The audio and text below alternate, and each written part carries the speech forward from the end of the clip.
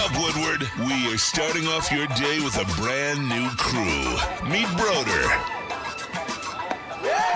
I can't control my arms sometimes. My limbs are just kind of flying. Detroit Kool-Aid. Fired up. Y'all got Kool-Aid. I'm fired up. But with the Wake Up Woodward crew, he's actually a part of the family. Flannel Sam. Ask me about my wiener. Okay. Along with JB and KG. Wake Up Woodward gets you all of your Detroit sports talk. Every morning, 8 to 10 a.m. Live on Woodward Sports. A show for Detroit, by Detroit, with people from Detroit. Tell Siri to set an alarm, because it's time to Wake Up Woodward. What up, though, people? What the Haliburton? Haliburton? Wake Up Woodward, and you know what? I already know today's show is going to be one. We got, White Claw Flannel is loading right now. It's your boy Brandon Dan, Detroit Kool-Aid, your credential Pistons reporter and writer for the network. Flannel Sam, the vet of the squad, vet of the network, man. Shout out to our brothers Matt Broder, KG, that dude Justin. We will introduce the rest of the crew soon, but we got Mount Vesuvius over here, man. It's Wake Up Woodward. Chat family, as always, you guys are the most important part of the Woo crew. So let's get those likes run up, man. Tell the people we got on the menu, and then we do have to discuss something. I know that some people are already trying to tee it up in the chat. So let the people breathe, Flannel. Let the people know what we got on the menu first. I'll just say this. I will join you in this. You know what? But before I tell you that, I'll give this little bit of credit. The Pacers are witches. What the The Haliburton? Pacers are witches. The Pacers have devil magic. What the Notice how I Haliburton? say the Pacers. The team Man, Pacers. The freaking Pacers, dog. I hate this team. The Pacers. Like, go Notice away. why I'm saying the Pacers. All right, but yeah, no. We're going to get into that. Honestly, we weren't even going to give this much time unless what we thought could have happened last night. It's the center of the sports world, so we're going to give it a lot of time. And then later on in the show, we are going to get into the Lions because Dan Campbell did speak. And if we have any time at the end of the show, we'll briefly touch on the Tigers because some people are a little bit disappointed with how they played against Chicago.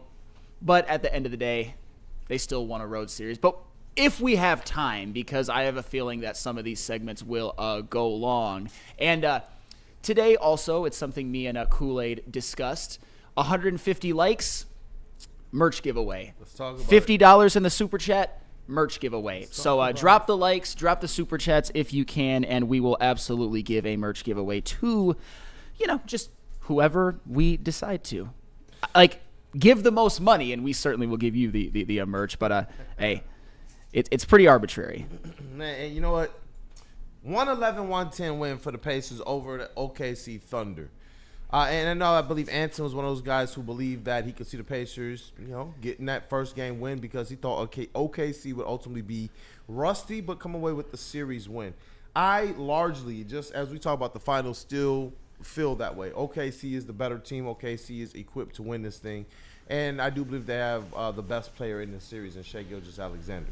If you ask some people, though, Flannel Sam, they will tell you that, WeezyD313, that Tyrese Haliburton is the best player in said series, especially after another night, another stroke of, I guess I won't call it luck, but you want to talk about being in the right place, right time, making the right play. You tip the cap to the guy. He is a good player.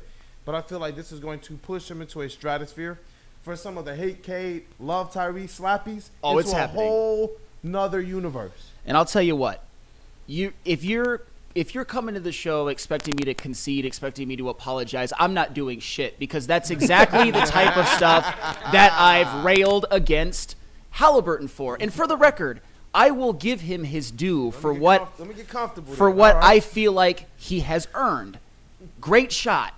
Seriously, great shot. He certainly has a knack for that. But I can also say that Tyrese Haliburton has turned into the luckiest NBA star in a playoff run that I have ever seen in my entire life. And I know I'm making JB's job very difficult today, but let's start with this graphic that I made. This one is titled JB Pacers versus OKC Game 1. This is the type of stuff I've talked about when it comes to Tyrese Haliburton.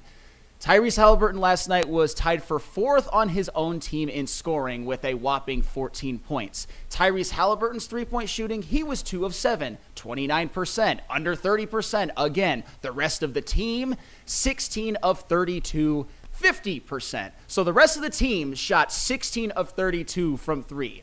The Pacers bench, Obi Toppin, Thomas Bryant, Ben Shepherd, TJ McConnell combined for 8 of 12 from 3. All those big flamethrowers, right? Thomas Bryant, big flamethrower. TJ McConnell, big flamethrower. Ben Shepherd, big flamethrower. Obi Toppin, big flamethrower, decided to shoot 8 of 12 from 3 last night. And oh, by the way, in the fourth quarter, the Pacers shot 6 of 10 from 3.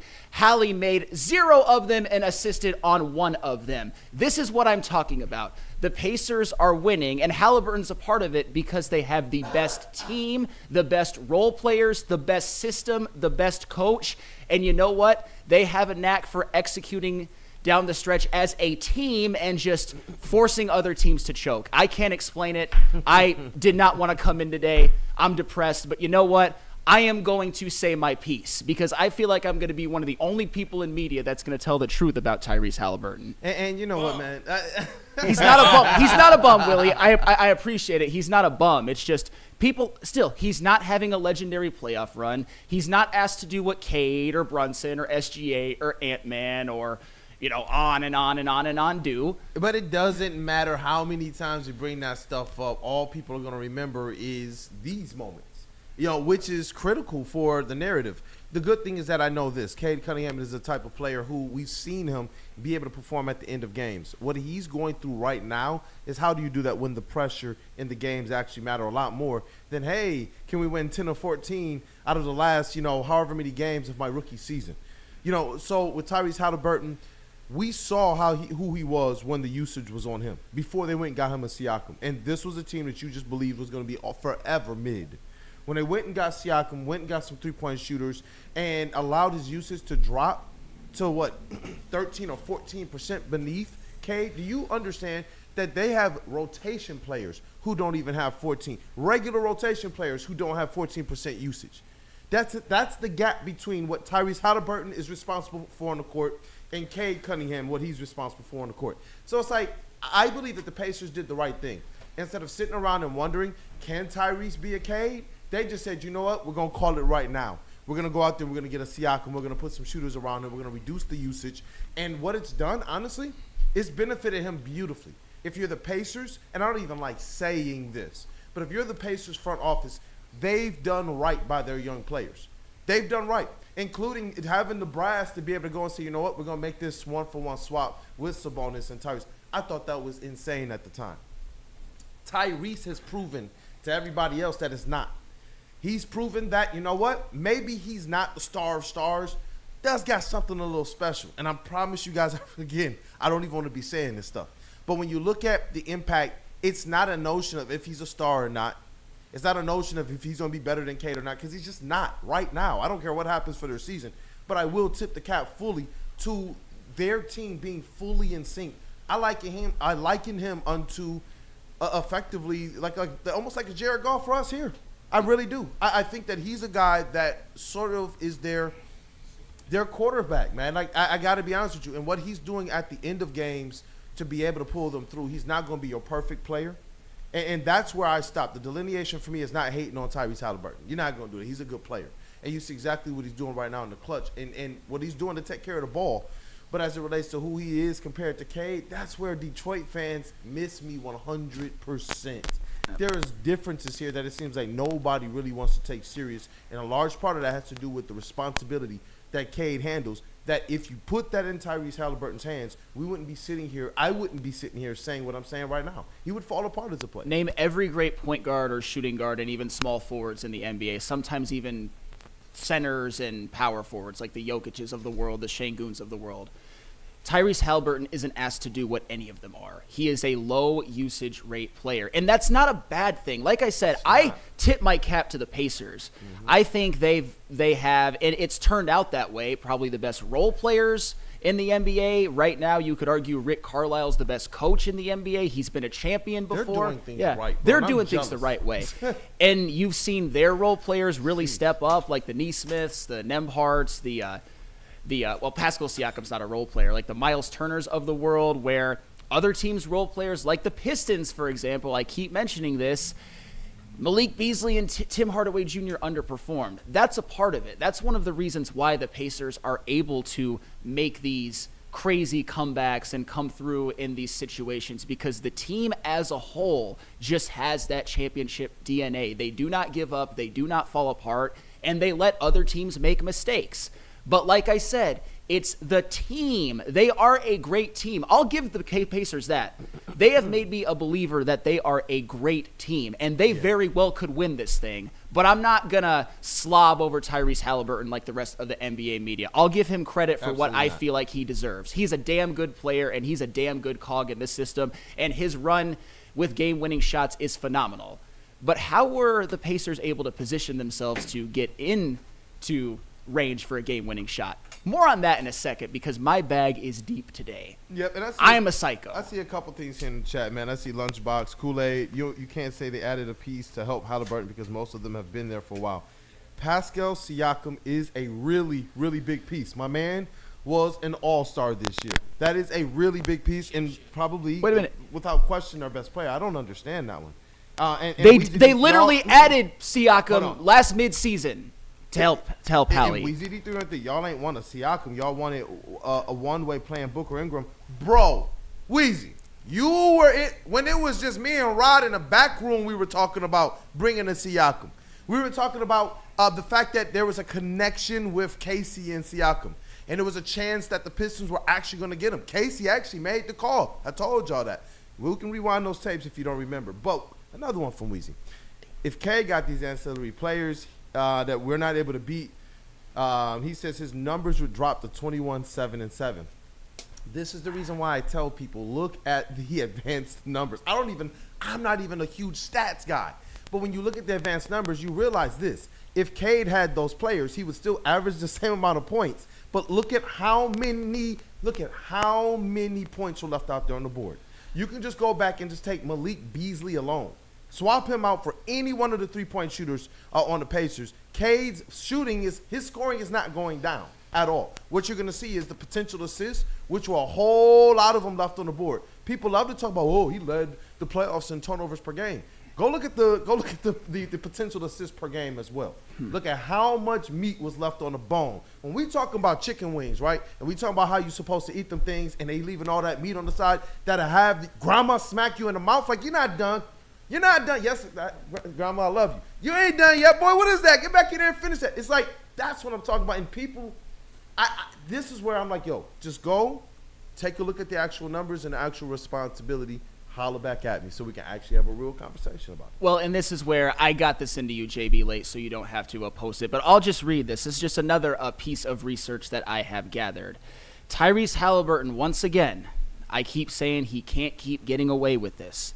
This was the fourth time. Getting away with it. Shout out Chase. I love that as I love that to a supplement. That's a perfect. The Pacers won last night for the fourth time this playoffs when Tyrese Haliburton scores less than 15 points.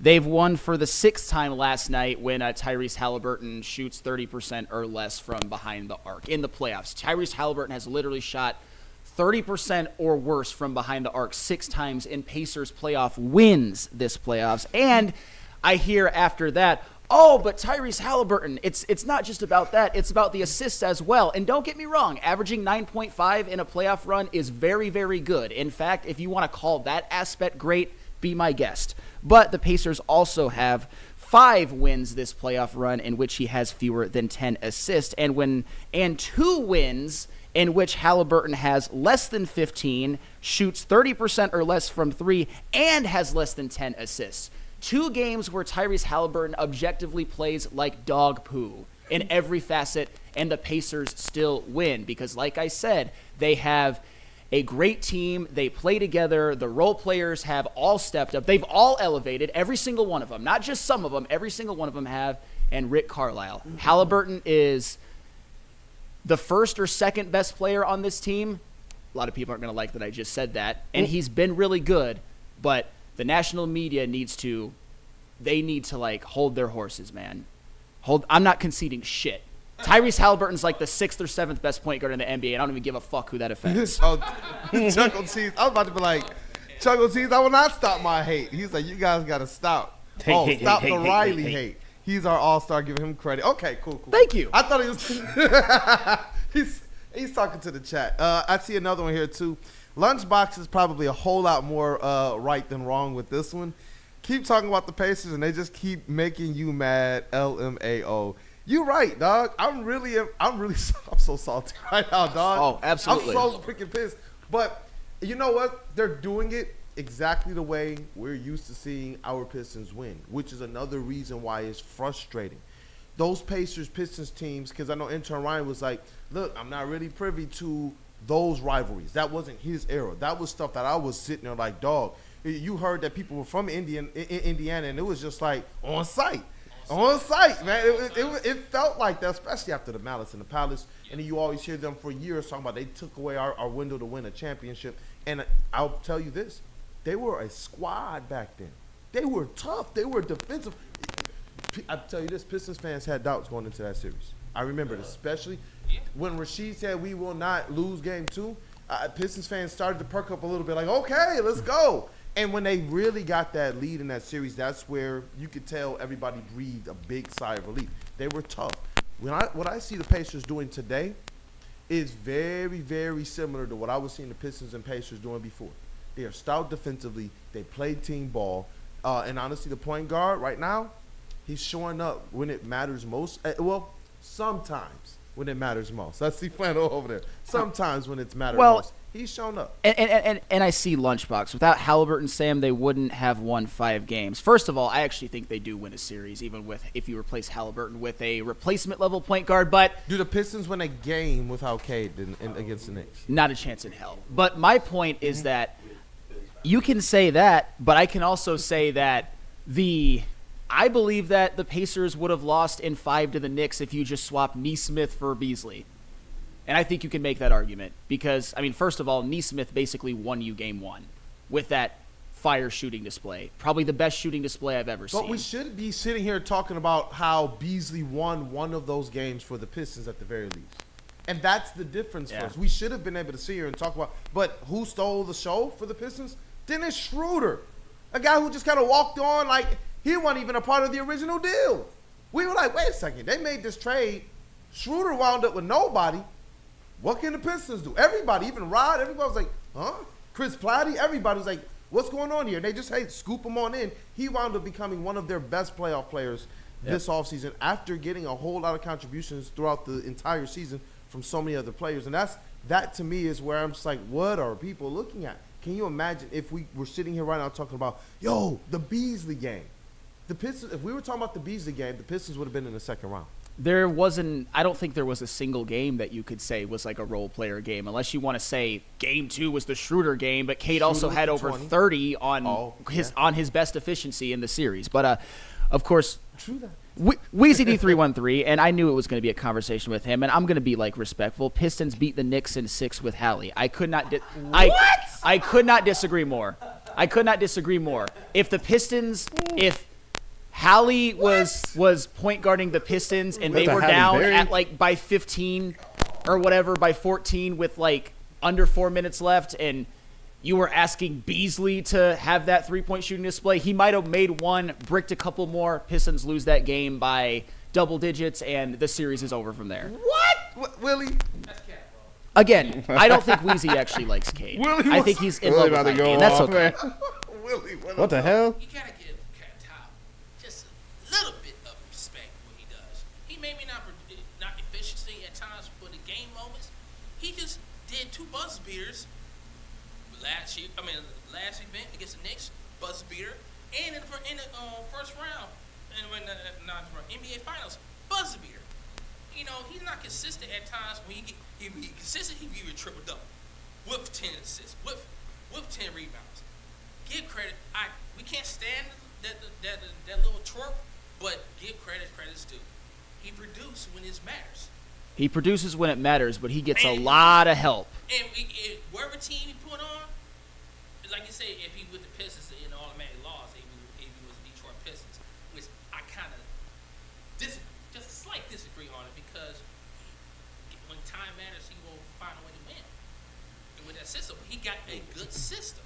Yeah. Look, he got championship system, past Seattle. Well, I mean, and he got to run the big. because that's what I wanted to ask you too. Because you see in the chat, what do you think he would do if they swapped? If he was here and Cade was there, do you think that they even win a game against the Knicks?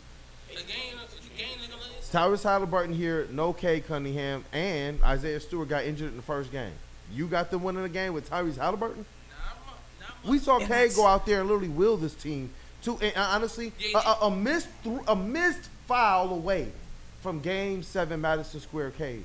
I put everything on it, man. You give me that Game 7, Cade goes crazy, bro. Thank you, Anton Ryan. They're getting swept if it's Tyrese. You think 5? 5. I'll give it a little edge, just a little edge. Okay, so who is he passing to? Because we can play this game. He was a Pistons. Cade couldn't even pass it to nobody. That's what I'm talking about. We see Tyrese and people say, 9 assists. Who is he getting that to on this squad? We all saw the same playoffs. That's what I'm saying. And then people get just conveniently forgetful about these things. But he's not even facing, like look at all the gravity sets. I promise you, if they defended Cade the way they defend Tyrese Haliburton, he would average 35 points per game. I promise you. I promise you on that. Ooh. I'm thinking we get gentlemen swept by the Knicks if we have Haliburton. I think we get at least a game. I mean, Haliburton was an all-star. But was he this year? Not this year. Not this year. It wasn't. Not this year. Wow. Nope. He did make all NBA third team. Yeah. But you also got to think this Pacers team is a pretty consistent team, and it's good. Siakam was an integral part of that Raptors championship with Kawhi and Kyle Lowry. He's good. You have Miles Turner down low. He's solid. They have good pieces, and I liked your Jared Goff comparison of everything around him is great, and he can operate in that way. So Haliburton is taking the most of his opportunity. He's hitting the shots that matter the most. And the casuals that are scrolling through TikTok are just going to see the shot, and they're like, man, this Haliburton kid is amazing. Well, and that's kind of what it is. And that's really what I've been rallying against personally. I'm not saying take Haliburton's credit away for what he's done, but you also have to spread it around because the Pacers are just a really good team. And as a team, and I've been I've been bullish about this whole time and even today. The Pacers as a team, the way that they've been able to execute down the stretch and complete these comebacks and, stun teams and use their devil magic, I'll give them credit for that. But I want to do something, though, that I don't think any other person in the media is going to do. I want to give some context to some of these moments and why Tyrese Haliburton was ultimately able to execute these game winners. JB, do you have the one that says first round game 5? I'm sure I do. Give me 1 sec. Yep. That's all right. I got a ton of them.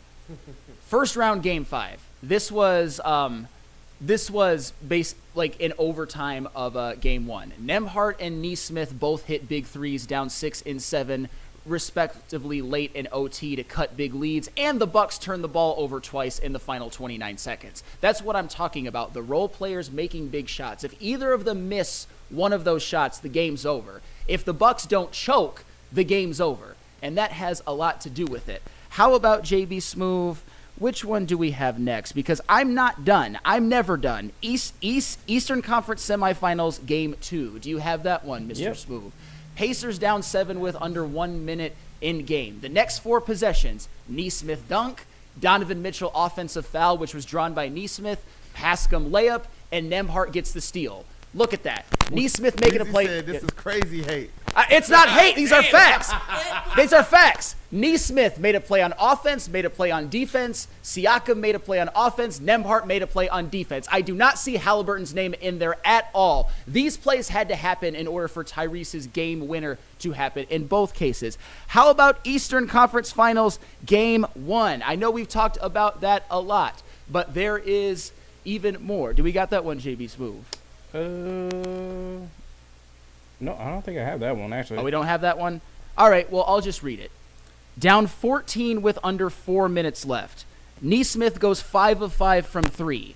One of them is assisted by Hallie and makes 2 critical free throws. And he did all of that in under 3 minutes. And also, it took Brunson turning the ball over with less than 30 seconds and Kat and OG Anunoby each missing a free throw with under 15 seconds. That's called Nesmith stepping up and the Knicks choking that made it possible for Tyrese Haliburton to hit a shot that literally bounced off the back iron of the rim, like went base almost to the roof of Madison Square Garden, to the ceiling of Madison Square Garden, and somehow went in. F this guy, dude. And how about the finals game 1? You got that one, JB Smooth? If you don't, I'll just read it. I don't know. I might have even. I gave him a lot. You're proving a point right now because this is exactly what I'm talking about. The Pacers have continued to look like one of those mid-2000s teams. And who else did we see look like that? The Pistons look like that. I'm glad to see that type of in that style of basketball. Not just returning, but having success in the NBA today. That's where it's like when I look at the Pacers on a national scale, because I think Detroit, what up, though, with Detroit Gunny, he was saying, hey, Kool-Aid, you don't want to cheer for the underdog? Not when it's like the Pacers or the Cavs or the Bulls or one of those kind of rival teams that I've always hated. I just always have. But as it relates to respecting them, oh, yeah, Steph, you guys already know me. As it relates to Westman, Tooth, the Anchorman, I hate you. But gosh darn it, do I respect you.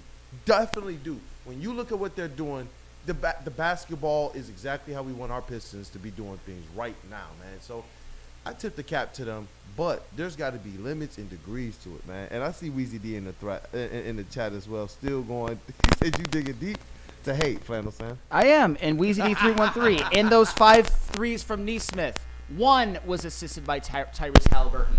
1.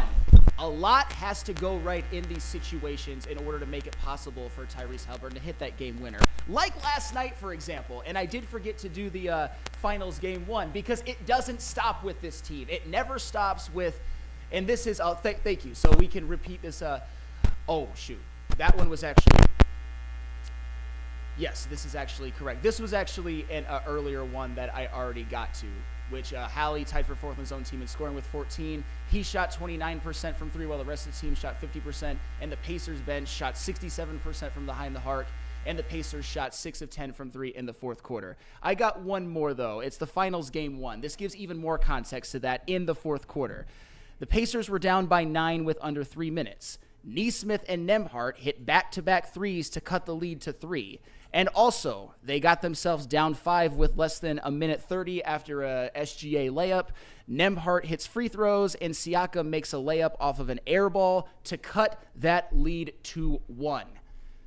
All these teams, they just can't stop choking against the Pacers.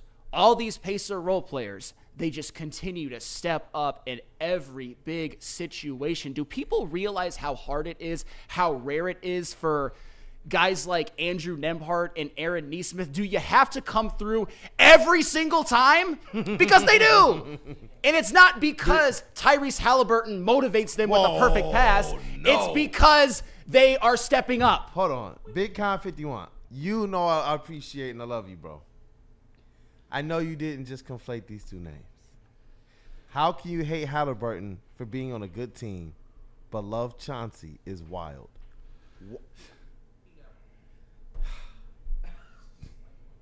I am dejected. I digress. Big Con, wait. I'll take it back, bro. I am dejected, bro. I've lost. I have so many things that I know that I can say and that I want to say. But that one to me is just like, that's what I'm saying, though. And now Cade and Chauncey are in the crosshair now. All hail Tyrese, King Tyrese Haliburton. Hey, and Weezy, Hallie does motivate them with the perfect pass in the pocket. How come Haliburton's never assisting on these big shots, though? It's funny how that works. It's funny how last night it sounds like Haliburton. Andrew Nembhard just shoots like an ISO step back while Tyrese Haliburton is in the corner just basically picking his nose. They run a perfect set for Aaron Nesmith to hit that 3 to cut it to 6 when Tyrese Haliburton is in the corner picking his nose. Gravity, right? Even if there is gravity, the guys still have to make it. And every single goddamn time, Nembhard makes the 3, Neesmith makes the 3. I think they just made another one right now, even though it's 8:30 in the morning Eastern time. It's because he's Chauncey Billups. I will say this. First off, we can love Chauncey. Come on, big guy. We can love Chauncey and dislike Haliburton because Chauncey's our guy. Second of all, I will say this. There's a chance that Haliburton finishes with a better career than Chauncey. There's a chance. There's a chance. We got to be fair. There's a chance. I'm trying to be so good. There's a chance. See, Weezy? That guy's 62. How Chauncey objective. catch a straight? Dang. Goodness. John F. Lord, who has Kool-Aid crossed out on their bingo card? That's a rare bingo spot. I'm getting close, man. I'm getting so close. Big Con almost got me, dog. Yep. Goodness gracious. And Freddie And Felt. I disagree with that, by the way. Okay, man. that's fine. Look, That's fine. When I look at everything that has been built around Tyrese Haliburton from earlier in his career than what Chauncey Billups has, is where I do believe the Pacers as an organization are just doing really, really, really good by him. When you look at Chauncey Billups and you look at that first 6 years of his career, bouncing around, people not knowing what he is. Even when he got here to the Pistons, they said, we still don't know what he is. That was Larry Brown supposedly fixing him, man. When I look at his overall impact and what he was even after he left here to lead those Denver Nuggets teams and still play at a high level, I don't know, dog. Chauncey was that deal. He was that deal. No, he was a worthy Hall of Famer, a worthy Finals MVP. I've given him a ton of credit for that. And for the record, Tyrese Haliburton still hasn't gotten a Finals. He's asking, is Hallie the new Mr. Big Shot? Well, yeah, he is. He is. Let's be fair. He is. That's gonna hurt. He is the new Mr. Big Shot. I would give that to Jalen Brunson before I gave that to Tyrese I don't know Haliburton. anymore. I think you got to give it to Hallie over Brunson. And I'm the Hallie hater, and I'll even concede that. He's Mr. Big Shot. He's just not a superstar with a generational playoff run like people are saying. That's always what I've rallied against. It's his teammates that are putting him in perfect positions Chauncey to was cut never leads. a guy to go missing for huge portions of playoff series, man. And that's, he was a guy. trust me, do I've people problem not with that with remember? Hallie. Do people not remember him saucing up Kobe and Gary Payton? Of course. Of course. Keep it together. Of course. Keep it together. $5 super chat. Nobody. Jeff Teague. Oh, goodness. Jeff Teague says OKC lost the game when they took their bigs out. Kool-Aid, do you agree? Also, Nembhard was leading the comeback. Good teammates. I do agree. I believe that when you decide to get a little less physical with the Pacers, I believe you're setting yourself up for disaster. They've proven that they can bang. They've proven that they can make that a part of their keys to success. Some of the things that we knew, hey, if the Pistons can go in there and rough up the Knicks, they got a good chance to even this thing. And what did it do? It brought that game down to a lull. What do we know about OKC? They'll go out there and they'll throw 130 on you easy. But that game was 111 to 110. That, to me, whenever you see it like that, is always going to favor the the Indiana Pacers.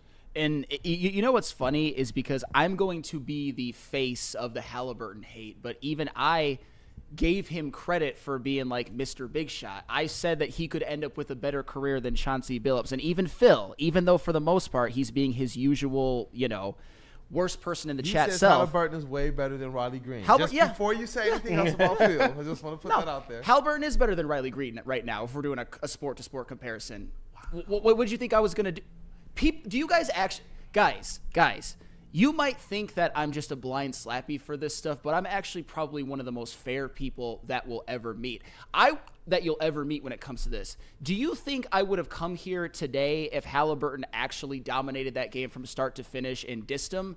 My thing is that the Pacers keep winning these games in this fashion where every single time down the stretch, the role players always come through.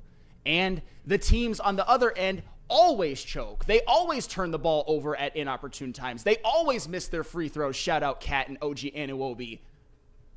Always, every single time. And that's what continues to make me so mad. It's because Tyrese Haliburton has the most charmed life in the NBA. And then he can make these shots, and then people can start saying, oh, overrated this. He is overrated. He's still overrated. He's become even more overrated because people act like he's the best point guard in the league and having a legendary playoff run. No, the fuck he is not. He's a damn good player. He's having a damn good run. But as you said, the amount of games in which he's been able to get away with disappearing, having just poop shit games. That's my thing, because that's what drives me crazy. The Pistons aren't having success. If Tyrese disappears, the Pacers are having success. We've talked about this, man, before. Like I just Weezy D3 went there. I see. He says K got catapulted the #1 point guard for being 6'7" too early. Just admit it. I don't know who catapulted him to #1 point guard, but I do know this. We've been saying that this man is an All-NBA player, All-Star, will lead the Pistons to the playoffs, and he is a top 5 All-Star. I remember there were days when you said he wasn't, Weezy D313. I remember days when I was on Woodward Pistons and y'all said, hey, bro, put down the Kool-Aid. We're sitting here right now. He accomplished all that on his rookie contract with the Pistons, with no All-Star help like Tyrese Haliburton got. None at all. We're still sitting here hoping we can sniff the jockstrap of a big man like Miles Turner. We're hoping. Literally, we're sitting here. Some of y'all are cool with, like, I see the comments. You guys are cool with second-rate big men. That's how desperate we are to have some type of team that can resemble what we see out of these Pacers right now. But I can tell you this. This is what K got catapulted in, from 67th ranking to now he is a top 15 player. That's what K got catapulted in. Like, that's what I'm saying. Those are the aspects of this thing that just make me think, like, what are people really talking about here? We finally got a player in Detroit who the national media and the outside world is saying is a top 20 player after they disrespected him last year and put him behind players that are coming off the bench. Some players that have just fallen out of rotations. Some players who've been even traded by their own team. Now we're looking at Cade Cunningham, and you see how scared everybody is to make that same mistake this year. Everybody, okay, top 15 player now. I don't see anybody out there making that same mistake except for who? People in our chat. That's the part of it that just gets me so confused, brother. Yep, and people still just aren't listening to me, and that's okay. OKC got 25 turnovers and couldn't capitalize. That was a nice thank you, OKC, by the way, for causing me pain.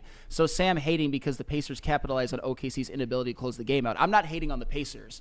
I'm hating on the Tyrese Haliburton narrative, and I'm going to continue to do so as long as he continues to have games in which he gets away with scoring less than 14 points, with shooting under 20%, under 30% from three, while his teammates shoot 50, while the role players continue to step up in every single clutch situation and the opposing teams choke. Shai Gilgeous-Alexander had a jump shot opportunity with a chance to extend the lead to 3. He clanged it. Whereas Neesmith and Nembhard are making their threes. And Tyrese Haliburton, to his credit, did hit his game winner opportunity. But as I keep saying, the Pacers as a team, the role players, the coaching, the lack of execution from other teams are allowing it to get close enough for Tyrese Haliburton to close it out with one shot. And credit to him, but it is a team effort. And the Pacers are a good team. It's just, I will never concede unless Tyrese Haliburton has even then, I will never concede that this has been a legendary playoff run for Tyrese Haliburton. Never. Were you about to say never. Even if he has 3 Super Bowls? Never. That's deep hate. No. I was gonna this say man can win championships, Super Bowls, MVPs, No. and Feder's like role player. that is not true. What I was going to say was that even if Tyrese Haliburton, if the Pacers win this finals and the rest of the games he averages like 30, 10, and 10 on great efficiency, then maybe I'll concede, but it's not going to happen because that's not what Tyrese Haliburton does. I see Gromit, though. For me, what this keeps coming back to is exactly this. At first, I was like, hey, you know what? Good season. We can get some internal growth. There's dysfunction all around the East. We maybe can just run this back and make marginal changes. Man, this conversation got me feeling more like Gromit. He says Pistons need to make real moves. Maybe. It is time. Maybe. We saw the Pacers do it, and they put a star next to their young player, who at the time was trending to be a star. We saw now the Raptors do it. Some of that, who they put there? They went and they took a swing on Brandon Ingram. Somebody, a lot of us here were saying we would like to see the Pistons go and take a swing. What has that done? Made them that much more attractive to potential free agent suitors. What's that now report? Giannis and the Raptors have mutual interest. I believe it is well past time for the Pistons to go out there and do something to pair Cade up with another star. I just do. Or at least another gunner. Somebody that you know can go out there and get it. You see exactly how much the benefits is paying, because it's not just those shooters around Tyrese Haliburton, but it's also the fact that if he's not getting the usage, who is? Pascal Siakam. He's a low usage player. And just a couple more things before we get to the Lions, because I was deep in my bag today, if you guys don't mind. It was a very special situation where things get hijacked. Want to read this from Freddie Felt 313 because he is a valued member. He disagrees with me on what I'm saying today, but that's all right. He says 4-game winners is legendary whether you acknowledge it or not. Yes, that aspect is. That's why, remember, Freddie, when somebody in the chat, I forgot who it was, said Hallie is the new Mr. Big Shot, I'll concede that. But I will also say that there is a lot of context. There's a lot of teams choking. There's a lot of role players hitting improbable threes, going on runs, and that goes into it as well. Chokes like that, comebacks like that involve great team execution. No, they mad. Cortez Whitlow. I appreciate y'all too. He said Kool-Aid. Next time K gets broken down, how Sam is breaking down Haliburton, I don't want to see no one crying. I'm still going to cry. I cry for I'll put the cape on for Detroit. I'm Detroit Kool-Aid. Come on, y'all. Hey. Big Con 51. Kool-Aid, don't put me in the K-Hater Club. Me giving Haliburton props for what he is doing is in no way me putting down Cade or Chauncey. I will be fair to that. Fair enough. I'm just in my feelings right now, man. I'm looking at the Pacers do things in the East right now that just I keep thinking, what if Stu was there? What if Beasley had a game? You know, Cade going to run. This Eastern Conference just seemed to open right up for a run, and the Pacers took advantage of that. And they're well built for it. We've been stating this for a minute. We were saying, who are these all dysfunction teams? And we're like, are the Pacers one? Can the Pistons catch them? And there was a period in time when they were one freaking game behind the Pacers for the 4th seed in the East. And we were talking about it. And we said, let's see what happens from here. And every single time, we thought we could make a move, the Pacers capitalized and they won. And every time we lost, what were the Pacers doing? They were winning. And we realized we're not on their level, bro. We realized that. And that's where I wish I was kind of there even more before, but you got to see what this thing is. I see Big CP in the chat, and I do agree Ivy is going to be a big addition when he comes back. Dante151, 199 Super Chat, Kool-Aid, 2 words, D-Book. Come on now. Hey, and I think we're probably going to have some super chats to catch up on. And but one more thing I wanted to get to, and I promise we'll get to the Lions. Like I said, this was last night broke me. It broke me, and it's the #1 story in sports, so we got to talk about it. You know how I've rallied against, Tyrese Haliburton having a legendary playoff run. Well, I've got some numbers from that, JB Smoove, if you have that. It's the one that says playoff runs since 2019. Do you have that one, Mr. Smoove? Yep. Absolutely.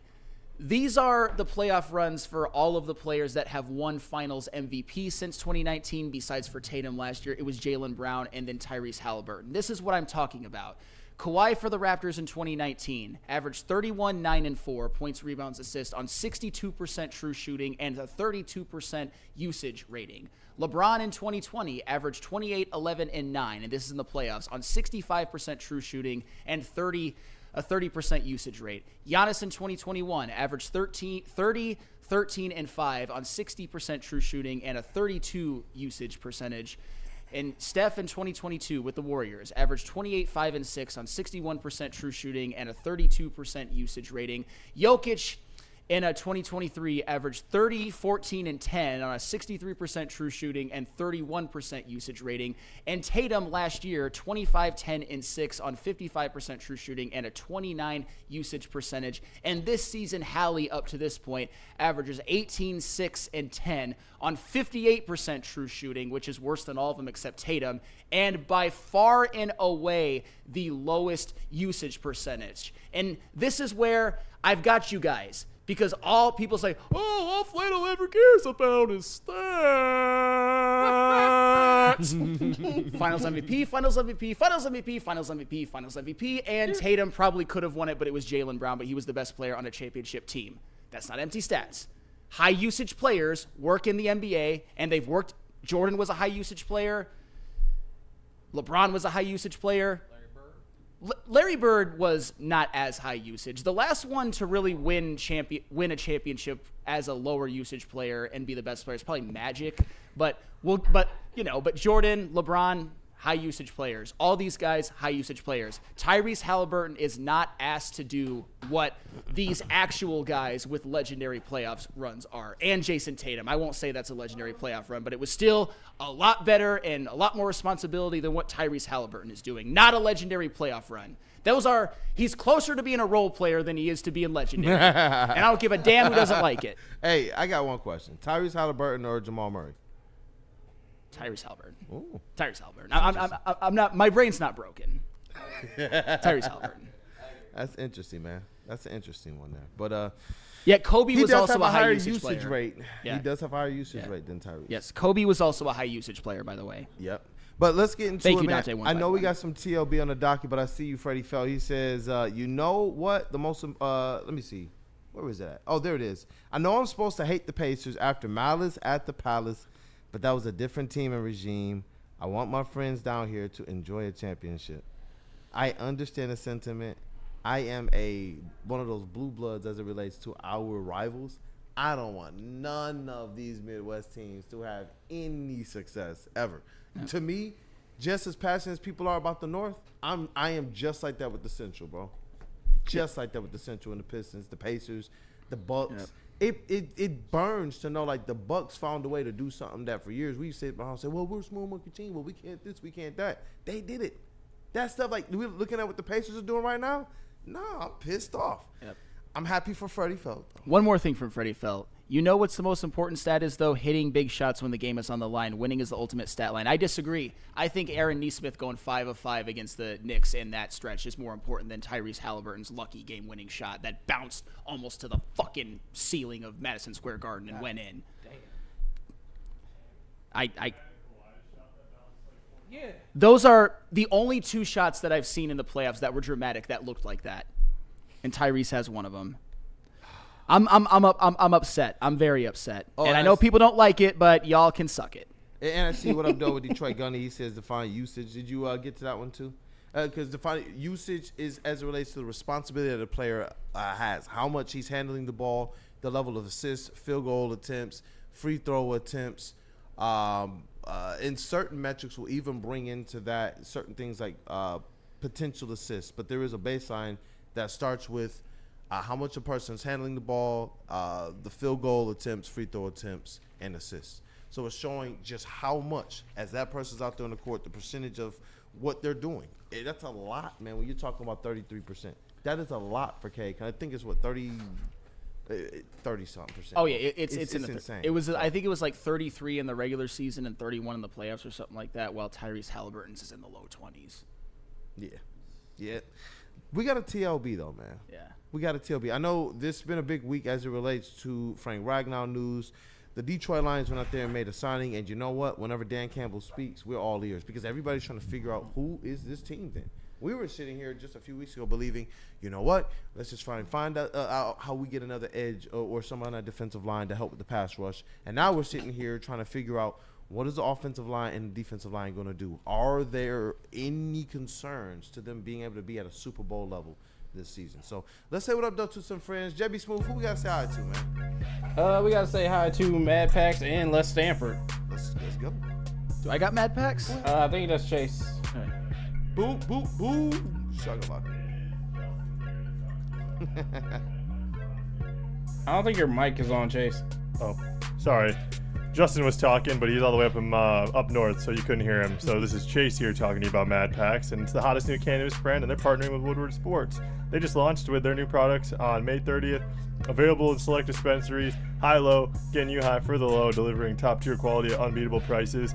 Boom shakalaka! Boom shakalaka is a live resin-infused tarantula, and this one's the bomb. Blizzard packs, THCA, moon rocks that hit like a blizzard. So stay tuned with Woodward Sports for all of the latest updates. And Les Stanford. Hey, Les Stanford, where hopefully Tyrese Haliburton doesn't buy a car.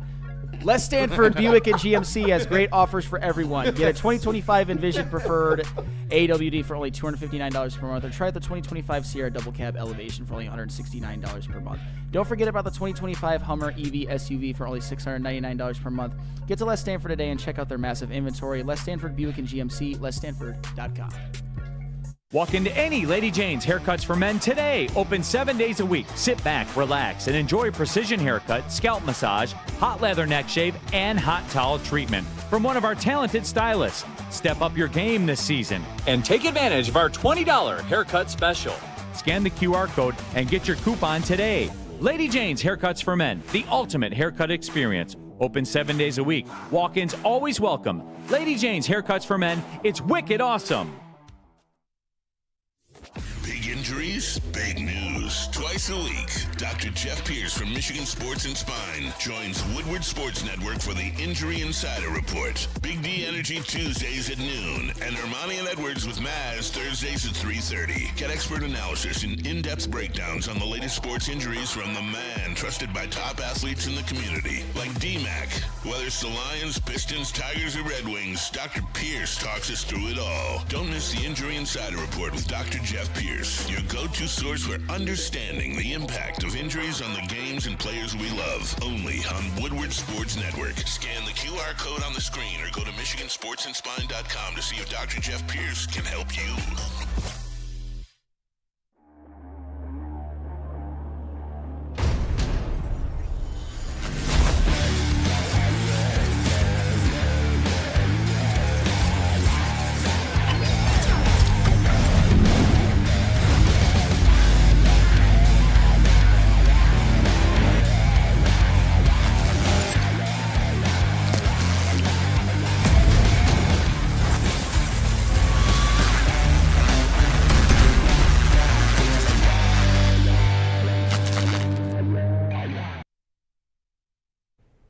Somebody say merge? Hey, you know what? Throw Tyrese Haliburton that Detroit sign shirt. No. No.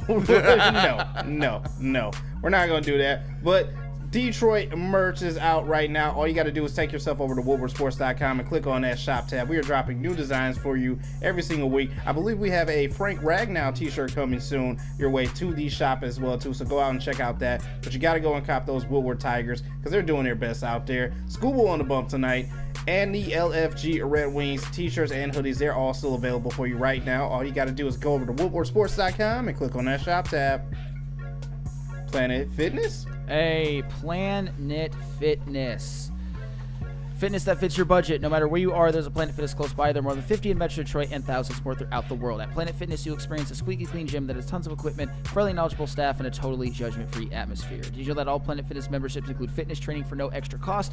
Want all the perks? Upgrade to the PF Black Card and enjoy use of amenities such as unlimited use of the Black Card Spa featuring hydro massage, massage chairs, and total body enhancement, and more, along with access to over 2,500 locations worldwide and unlimited guest privileges. For more information or to join today, visit your local Planet Fitness or planetfitness.com. What up, though, people? Welcome back. It is Wake Up Woodward. We got TLB, word to our brother, bro. Do you want to let the people know what that is, Final Sam? Talk Lions, biatch. And I see you in the chat, RJ Graham. He says, good morning, Detroit and Woodward Sports. Good freaking morning. Chuckle Cheese, I can't stand Haliburton's crazy voice changing thing. That annoys me. You know what? Any random strays at Haliburton throughout the day, I am all here for it. They also, I saw Mike G put something in the chat earlier. Maybe you guys can help us too. They said that the all flannel glaze team.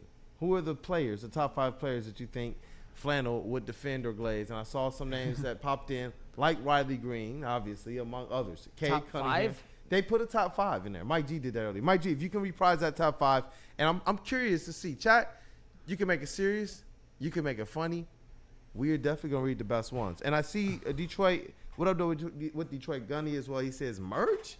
He wants some merch, even that signed shirt. Hey, shout out. He would take the Detroit signed shirt. You know what?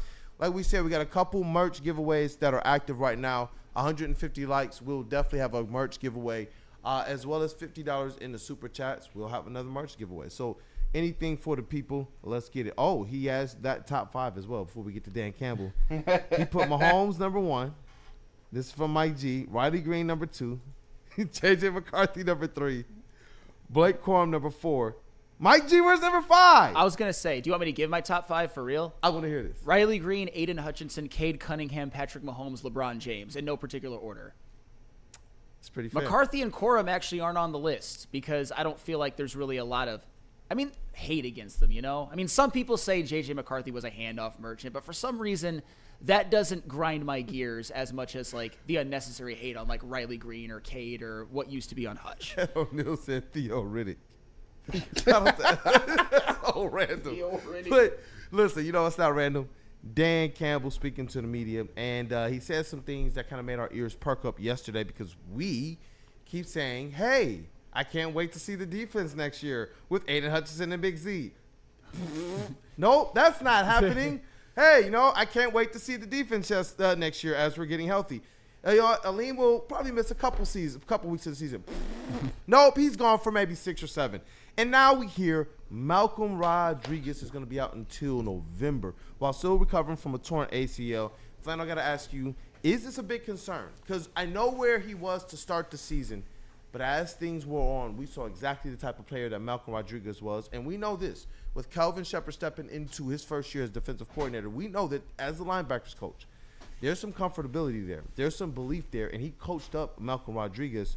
How big of a concern is this for you overall? Well, first off, JB, do we have the sound from Dan Campbell? Oh, yeah. Yeah, we got Go that. ahead and play that if you would, please, and then I will give my response. Talk about Malcolm. Yeah, well, he's not going to be starting the season out. If I conservatively, November. Or maybe that's probably the best way to say it. Probably November, somewhere in there. I think I know that I wouldn't say that I've forgotten about it, but Malcolm Rodriguez, he tore his ACL, what was it, somewhat late in the season? I think it was against Chicago, but it wasn't at the beginning. So you probably, or at least I probably should have been more aware of the fact that there was a chance that Malcolm Rodriguez isn't going to start the year. And just to give some context to Malcolm, because I always say that he had the best season of his career last year. Say what you want about it, but he was a top 20 PFF ranked linebacker last year. And my favorite stat about Malcolm Rodriguez besides that is that he only had a 5.3 missed tackle rate. That's an elite number, and it's a big improvement over what he was in his previous couple of years. And you've also saw especially this past year, his coverage, I think, improved a lot over what it was his rookie year, because his second year, he was more of a special teams player. But his third year, he improved his coverage. He improved his missed tackle rate. He was, by PFF standards, a top 20 ranked linebacker, higher graded, actually, than one Mr. Alex Anzalone. So, yeah, Malcolm Rodriguez, he's somebody that Lions would want in their lineup. And Kool-Aid, you kind of touched on it. We talked about how last season the Lions ended the season as a very, very injured team, and we all believe that cost them to some degree. But this year, they're not exactly coming in healthy as a horse. You're starting the season without Alim. You're starting the season without Malcolm Rodriguez. Frank Ragnow retired.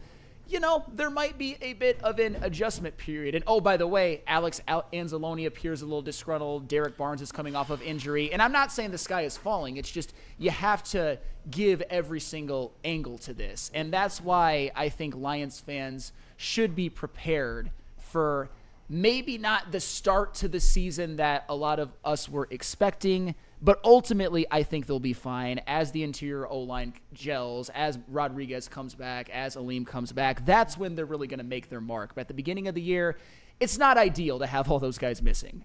Yeah, it's not ideal at all. And this is where, I started to take a little bit of concern, at least with the defense. I have a lot of belief, but some people are saying, hey, look, with the injuries, waiting for people to come back, seeing what's happening right now, seeing the disgruntledness, knowing that you do got some new coordinators and some new, positional coaches that are just coming to this team, there's going to be some concern starting off the season. There's going to be some concern while they're trying to get off the blocks hot. For me, I was very, very, very bullish. I'm still going to remain bullish until I can see some aspect of Detroit Lions football and that they have taken some type of regression. So I'm still going to call for 5-2 out of this team. But this is huge when you talk about Malcolm Rodriguez and understanding his ability to assist in the pressure game. You're talking about those linebackers, and that was a position group that I was saying, that's starting to become my biggest question mark. I was wondering if it was them or if it was wide receivers where they need to be able to go in and be able to get some type of, foundation, something else in the trenches to be able to make sure this team can stay as good as possible at these things. And so to see, Za'Darius not here, to see now Malcolm Rodriguez, to understand we're depending on players now like at both levels, Davenport and Derek Barnes. These are things in Pascal. This is where I'm just like, okay, because we're talking about a Super Bowl window now. We're not talking about can we get to the playoffs, who are we going to be in the division. This is always have to being about who are we up against the elite of the elite. And when I'm looking at what we have right now, even with the Malcolm Rodriguez, I thought he was good. But you're talking about losing a guy like this, no matter what his usage was to start the season. I thought we really needed him to start this season off. You're talking not just Alim getting back later, but you're also talking about Aiden Hutchinson, who is he going to be fully healthy? Is he going to be fully in game shape, game 1, game 2, game 3? To me, I do believe that there is a lot more concern, or at least to question, than to just say everything is going to be okay, even though I'm still bullish on these Detroit Lions. Yeah, and for the record, I think Hutch, the biggest hurdle that he's going to have is maybe just the mental game of it, maybe taking his first hit, because I don't think he's going to have any physical ill effects. I know he did that press conference where he said he was fully cleared, and obviously we saw what not being on the football field. He mentioned it in the podcast with Taylor Lautner, which we had talked about. He mentioned it in this past press conference. It really ate him alive. So I'm not necessarily worried about Hutch starting the season slow, but at the same time, he's coming off of an injury. Derek Barnes is coming off of an injury. And the Lions also they started slow last year, even when they had a healthy offense and a healthy defense. And that's really what I'm talking about. And I think they also had a little bit of an easier start to their schedule. And that's why I'm just going to put it in stone right now. I think Lions fans should prepare themselves for 4-3 and take 4-3 and be happy with it. Because then you've got the bye week, and then the next game is November 2nd. That's when you could get Rodrigo back, Alim back. That's when hopefully there's more continuity on the offensive line. You know who's playing center. You know who's at both guard positions. You see if Tate Ratledge has been a rookie revelation. Tristan Colon has been good. Miles Frazier. I think you take 4-3 and you like it, honestly. The way the season starts, 4 road games at Green Bay, at Baltimore, at Cincinnati, at Kansas City, home against Tampa, home against the Bears and Cleveland. You should probably win, but I think 4-3 at the bye. Finish the season 7-3. Go 11-6. Feast on some of the early parts of the schedule, like, for example, 3 straight home games against the Giants, the Packers, and the Cowboys. And then further along, at Los Angeles, home versus Pittsburgh. That, to me, looks like a stretch later on in the season where maybe you could go 4-1 or 5-0. I know schedules, teams come up out of nowhere. Maybe somehow, some way, the Cowboys are better when we thought. I get that. The Steelers, too. But the way I'm looking at it right now, 4-3 start, feast on the other teams in the back end of your schedule when the guys that you're not going to have at the beginning of the year come back. And, I see you, Weezy D313, Jack Campbell, and DJ Reader. They're going to hold us down Kool-Aid. Weezy, I should be giving more credit to some of the guys that I actually do believe in. I am a believer in Jack Campbell. I am. I'm questioning certain things just because – what we're talking about is the fine line between a Super Bowl team and just a really good team. We've seen some really good teams not be able to punch this ticket right now. And that's where, when I do think about it, we got some guys that got to take that next step. Jack Campbell has to take that next step. If he does not take the next step, that's going to spell doom and detriment to a different degree. But there is one reason why I'm very, very bullish on this team. Hunter Forster, I see you in the chat. He says, Kirby, over 8 INTs, and they just gave him the bag. I believe in this secondary. I really believe in this secondary. Primarily, or if we want to focus in on one particular group, it would be those safeties, Brian Branch and Kirby Joseph. But I like the pedigree that they have in that secondary room, and I do believe that these tandems are going to be able to help each other. For the Lions, it's going to have to be them getting the most that they can out of the first 2 levels, no matter how injured they may be, and no matter who they're waiting to get back. But who's not hurt right now? Who's bringing one of or both of the best safeties in the league right now, the best safety tandem? That's the Detroit Lions. And this is where I do, when I look at what's going on with them, you look at how Brad Holmes has gone to bolster that secondary now 2 or 3 years in a row and cashed out on Kirby Joseph, is where I see them saying, you know what? We don't think last year was a fluke. We don't think them getting red zone interceptions is a fluke. This is stuff that we're going out there and doing, and this is stuff that Kirby Joseph and Brian Branch and these other players are going out there and making happen, period. When it was interesting that Dan Campbell was able to call the interceptions, because sometimes I'm going to tip the cap as much as I can to the player for executing. But it's interesting that he was able to call it out. For a player to be in the position, the right positions, a lot of times has to do with the strategy. And they knew we got to get back into the game. They identified some things, and Dan Campbell was able to call it out. I expect a lot of that this year from our secondary. And I'm real bullish on them being able to control the game from an aspect of physicality. That's what I'm looking forward to out of them, man. I know, like, I wish there was a way for them to even find a way to make something work with Iffy because of the boom that he would bring across the middle of that field. But we got a whole lot of those guys. We already know. That's why I continue to key in at least on Branch and on Kirby. But I do expect Terry and Arnold as well to take that next step up. If they're doing what they have to do in that secondary, they will buy even that defensive line, maybe a half second more to be able to get home. Well, and that's the thing, because despite the Lions being an incredibly injured defense last year, there were very important guys who played the whole season. Branch, Kirby, Jack Campbell, even DJ Reader, Levi O, just Terrion Arnold, just to name a few. And I'm not saying that season to season anything freakish could happen to any of those guys, but we've seen all of those guys be very, very durable throughout their career, besides maybe Reader, who's been hurt at times. But Campbell, Branch, Kirby, you don't really worry about their durability as of now. But one thing, though, You're that my concern go right ahead. now. Yeah. Chat family and Flannel said, Yeah. you guys are helping me right now with this defense. I know we're going to address the offense, but right now I'm feeling more comfortable. All right, so I'm going to do something that – remember how Justin kind of put a fly in the ointment on yesterday's show and said how the Vikings offensive line could be better than the Lions this year? I'm fed up with something. And I put these things in Slack, but JB, you don't have to get them because it's a lot. I'm just going to read them. We talk about Malcolm Rodriguez. Dan Campbell himself said it's probably going to be until November. We talk about Derek Barnes coming off an injury, which he should be healthy. He sustained it early in the year, but still, like the mental part of it, he's got to take some hits. We all know that. They just signed Zach Cunningham, for the record, which, you know, at one point in his career, he was very good. And even in 2023 with the Eagles, he played a lot of snaps and was fine. But I'm getting a little tired of Alex Anzalone on social media being a bit of what I would call a diva. And I understand. Oh, there we go. Thank you. And this was Alex Anzalone, and the caption for that was a picture of him working out as like a black and white silhouette saying, "Respect is due." And I'll say this, Alex Anzalone is absolutely underpaid. And this is him, thank you, JB Smoove, recording a video of himself working out with the caption, "In life, you have options. Which will you choose?" And we've all made it very clear. I think we all believe that Alex Anzalone right now is underpaid. The way that he's played in the past few years dictate that he should get an extension of at least $10 million per year, even more.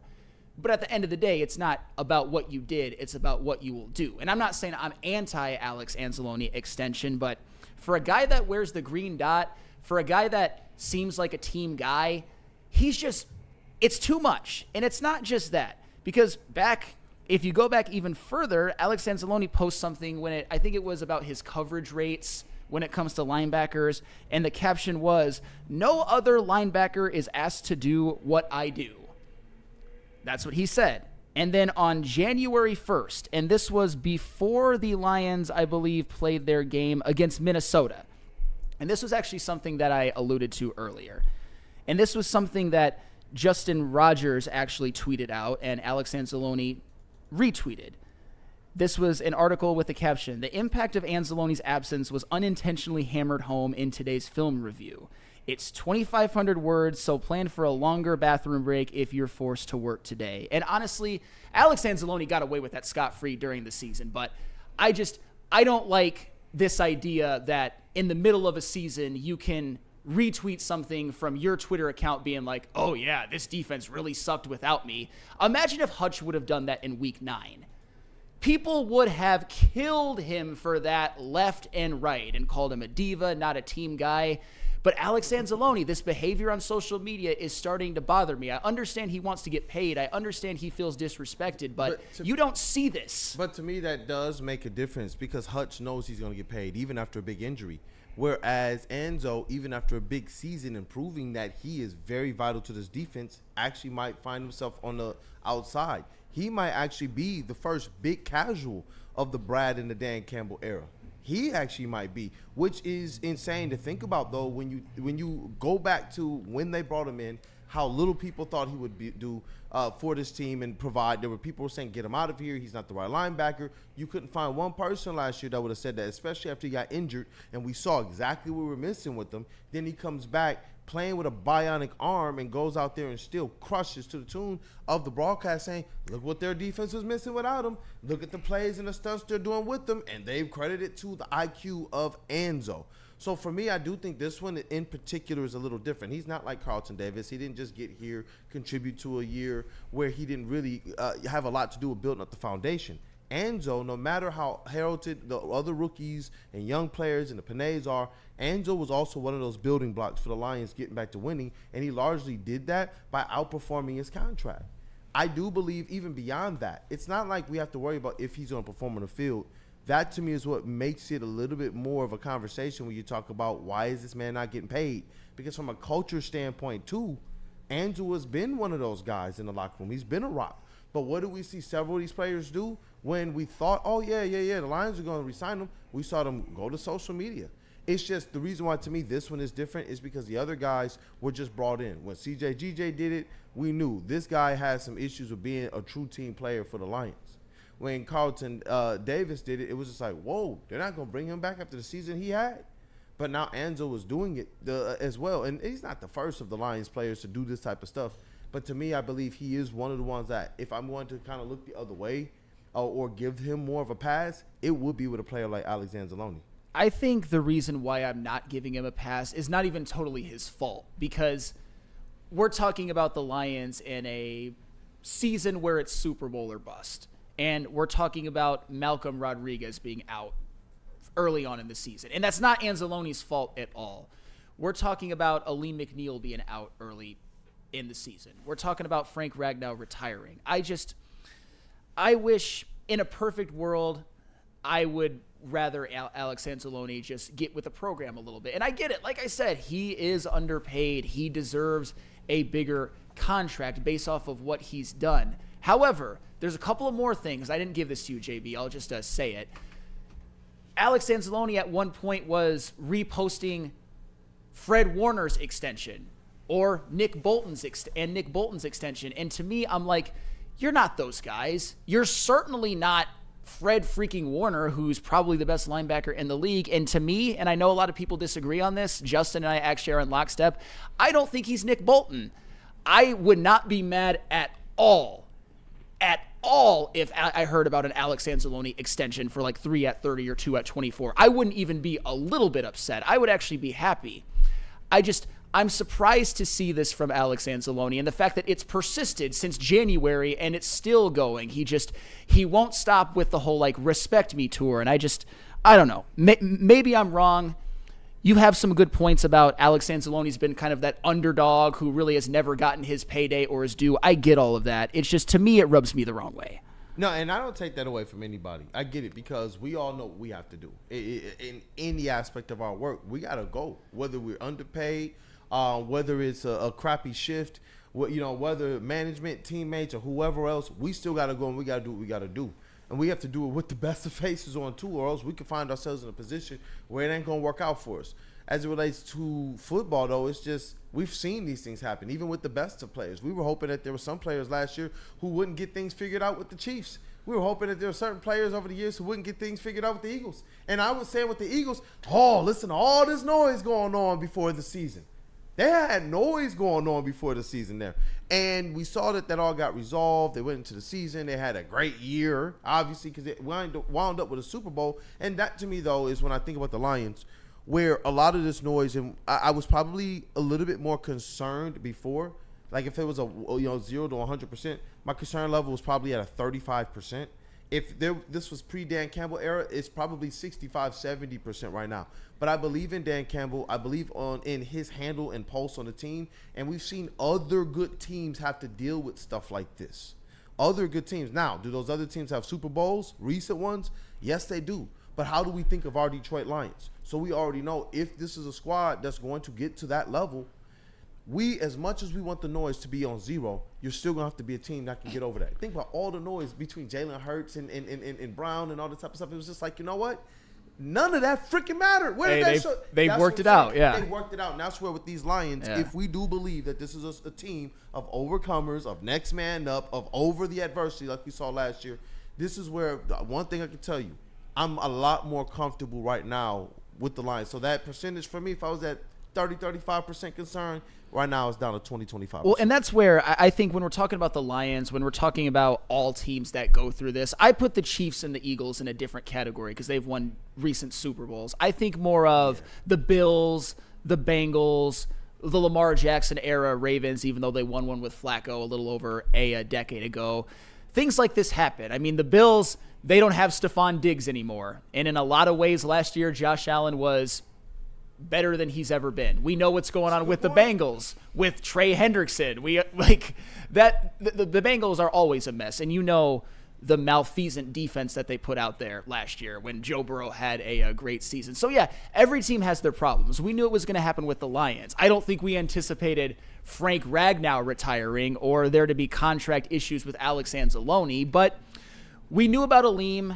We probably should have been more in touch with Malcolm and his injury recovery, but now we definitely are because when Dan Campbell speaks, we all listen. It's adversity that all teams have to go through, and that's why cashing in on Super Bowl opportunities is so freaking important. You know what? Shout out to Ed O'Neill. Word to Ed O'Neill, man, one of the OGs in the chat. He says, first 4 weeks of the season, Eagles were a mess. They went down to Tampa Bay and got embarrassed. Even their fan base wanted Nick fired. And look what happened after. Lions fans, they're going to need patience. Well, and that's why That's a great comment. And that's exactly why I said what I said at the beginning. I'm not saying that the Lions could start 4-3 to make people scared. I'm saying that they could start 4-3, and it's not going to mean a damn thing, especially if they finish the season healthy, if they get healthy as the season goes on and everything's fine. 4-3 is a very fine start for this year. Does it mean that they'll have to do more work later on and not drop games that they shouldn't? Sure. But I also anticipate that they'll be healthier as time goes along. Certainly with Alim and Malcolm Rodriguez. We never know how injuries will shake out, but it's not about being scared. It's not about doubting the Lions. It's the ebbs and flows of the NFL. The NFL is a hard league. Playing on the road against teams that have Super Bowl pedigree, playoff pedigree, MVP quarterback pedigree, and the Baltimore Ravens, that's tough. And I think they're going to get through it just fine. I think ultimately they will be fine. But as Ed O'Neill said, even teams like last year's Philadelphia Eagles, who ended the season looking like a goddamn wagon, there were questions all over the place after 4 games. I got to say, man, I see some people in the chat who actually are kind of feeling what you're feeling, what you're putting down, bro. Terrell Lamar, Anzo the homie, but no one is bigger than the program. And I wonder how many more people out there feel like that. Randall Small, so Anzo is using the injuries as leverage to get paid more. That's kind of sad because he could have stayed in New Orleans. Well, nobody would have wanted that. Yeah. Greg 2025, Anzo needs a new agent. Some people believe that it's just the agent that's really driving this stuff and that maybe he wants to actually be here. But we know how the Angels do things. Yeah. It's interesting to see how people actually feel about this because I thought that Alex Anzalone was somebody who all Lions fans caped for. When you look at a guy like Jake Rogers, you can't say nothing bad about him. Jake Rogers has to be a lifetime Lion. Like, seriously, I thought Alex Anzalone was in that era. But I'm realizing today, people are just kind of like, man, that Campbell can hold it down. I'm like, guys, no matter what we think about how the contract situation should work out, Alex Anzalone is a plus linebacker for the Lions. There's something about what happened when they plugged him in with Detroit. It was just a match made in heaven. Don't mention Reiki Rogers. Oh my goodness, you got me started on him, and I was open to him having an okay season because he did have some big hits in the playoffs. But since you brought it up, I got to talk about Mr. Reiki Rogers and his 118 batting average this season, his 387 OPS, his 199 career average, his 652 OPS. Meanwhile, Dylan Dingler is damn near at all-star level, might make the all-star team. Crazy clown. I don't see you calling Jake Rogers Lance Parrish anymore, bruh. Acting all smug about it. Where you at, crazy clown? You're not here because Jake Rogers, with all due respect, and I love the Tigers, and I'm not mad at him specifically, is a bum. Bring back Nito. Bring back Nito. Bring back Nito. Bring back Nito. But he's got a walrus mustache, and he is decent behind the plate. Get him off my team. And you know I don't speak ill of the Tigers right now, but Jake Rogers can the cult of Reiki Rogers makes me want to stab. You off like that. Let's take a quick one real quick, man. We're going to take a quick one and get back to more of what Dan Campbell was talking about from OTA'S, man. Who we got to say what up, though, to? I know we got, Dr. Pierce and what other friend? No, actually, the Massage Chair House and Caesars. Hey, let's rock. Yeah, let me tell you guys about how you can upgrade your relaxation game. You got to check out the Massage Chair House in Bloomfield Hills. It's the largest massage chair showroom in the Midwest. And they have top brands of massage chairs like Infinity and Osaki. Located near the corner of Woodward and Long Lake Road, experience luxury comfort with Dr. Eric Duncan, the Wellness Doc, creator of the top YouTube massage chair review channel. Book a visit at www.massagechairhouse.com or scan the QR code. Massage Chair House, your ticket to ultimate recovery and relaxation. And Caesars Sportsbook, the official sportsbook of us here at Woodward Sports. Do yourself a favor, scan the QR code on the screen. Use code word Woodward1000. You can deposit up to $1,000. But all you have to do is place a minimum of a $20 bet. And if it doesn't hit, Caesars is so cool, they'll throw it right back in your account with no questions asked. It's the official sportsbook of us here at Woodward Sports. Scan that QR code, use code word Woodward1000, and make some money tonight. You know how some things are so good they should be world famous, but they're not? Our house-made vinaigrette is one of those things. And the antipasta salad, we drizzle it over. Same with our hand-battered chicken tenders. Original recipe soups and pasta sauces. It's almost as if our original, world-famous Detroit-style pizza is mocking them. And that's not very nice.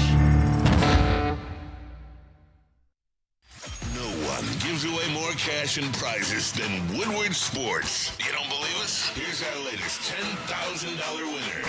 You know, you guys posted, hey, if you guess all this stuff right, we'll give it's $10,000. I'm like, okay, well, why the hell not? And the winning doesn't stop there. How about our Outkick Your Coverage winner? I think you won. We got Tully, everybody. This guy's got a hot girl.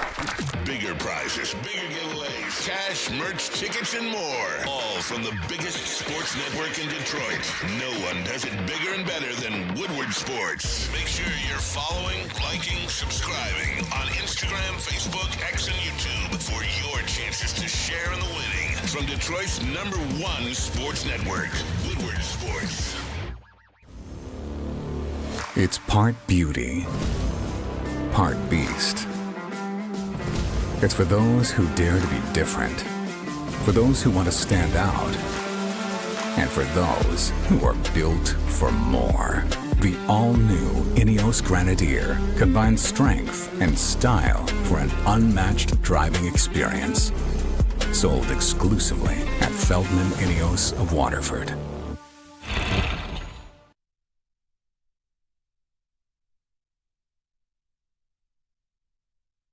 Head to WoodwardSports.com and click on Shop. Get the latest in Detroit sports apparel and exclusive Woodward Sports gear. WoodwardSports.com can get the whole team outfitted. Love the Pistons, Red Wings, and Tigers? We got something for you, too. Shop online at WoodwardSports.com.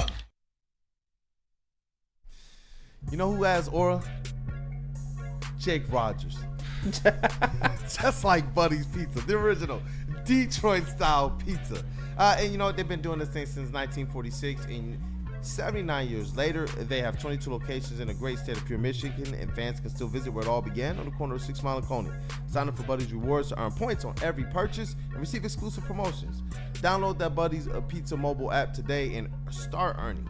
Add some Detroit style to your next meal and save 10% off your entire order using the promo code 10MEAL. That is the number 10MEAL. Buddy'sPizza.com. And Dr. Pierce. Attention sports fans. Don't miss out on expert sports injury insights with Dr. Jeff Pierce of Michigan Sports and Spine. Join Dr. Pierce every Tuesday on Big D Energy, every Thursday on Ermanni and Edwards, where he's offering you top-notch injury advice. y'all got to trust the guy that D-Mac does, because Dr. Jeff Pierce is here to keep you in the game and performing at your best. For more information, visit MichiganSportsandSpine.com or call 248-426-9944. Hey, what up, though, people? We are back. Chat family, appreciate y'all for kicking off today with the Woo Crew. If you haven't gotten the opportunity to, go on ahead and smash that like button. Goes a long way to help out the crew. Let's see if we can get to that first like goal and then be on our way to the first merch goal, man. I can't wait. And easy, I got to ask you, does Jake Rogers have aura? Oh, my goodness. Do you know who answered that in the chat? Who did? Gromit0237, who literally would find a way to criticize Riley Green if he had 3 home runs, but says Jake Rogers has aura. Get the F out of here. Let's go. It's the mustache. It gives aura. Mustache, man. Come on, man. Get the F out of here. You know what I liked yesterday? Jake Rogers getting pinch hit for by Dylan Dingler, and guess who came through with the big hit? It was Dingler, who has done it all season long. I really don't want to dislike Jake Rogers, but I'll tell you what, the fact that Dingler has emerged, the fact that Jake Rogers continues to be damn near an automatic out behind the plate, but is still beloved by the fan base, I can't put words to how frustrated I am with that. Like, stop wrapping your arms around shit players. Stop it. But that's what we do. Hey, you know what, man? What? Bobby Higginson? Okay, but then again, Willie, what are you doing? You're putting Bobby Higginson and Jake Rogers in the same sentence, and people will be like, yeah, they both sucked.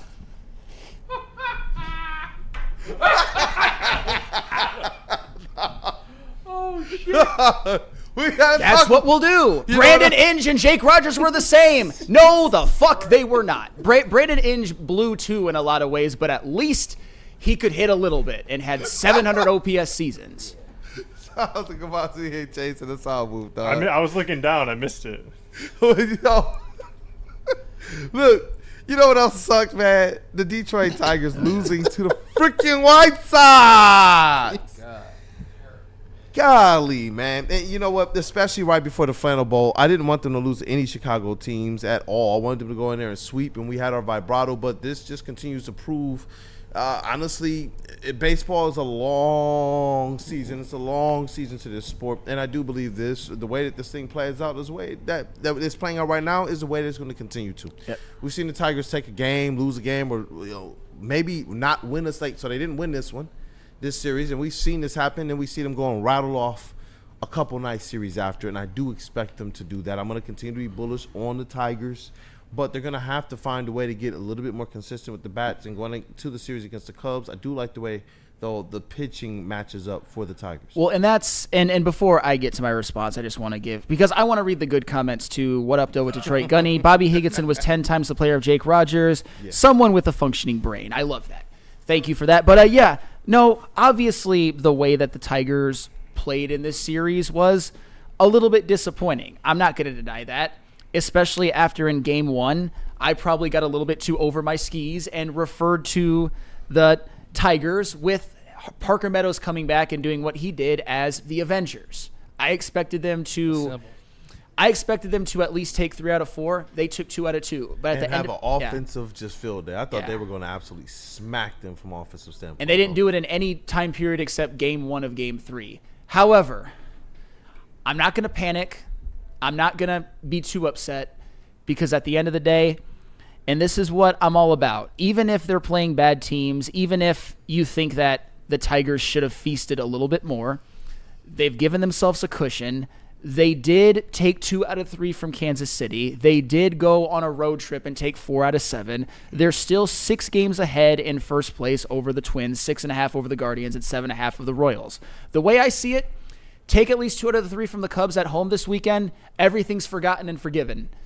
It's a long season. Losses happen. Obviously, yesterday being in extra innings and not being able to get the ghost runner home in the top of the 10th, that's very frustrating, but you can't get too hot and cold over losses in the MLB. Certainly not losses when you know your team is good and you know they're going to respond. Yeah, of course, man, because when you look at the standings, you see there's really no ground loss. You still wanted to be able to kind of have that 2.5 game lead over the Yankees, because I think it looks good. You're talking about a team that has a mix of players, some young and a lot of players who are now stepping into expectations faster than any of us thought. Now, you're looking at a team that we're saying has the ability to go out there and win a World Series. You're looking at a team that overall in the AL and overall in baseball is still at the top of this thing, which makes this so perfect. The script writers couldn't have did this better.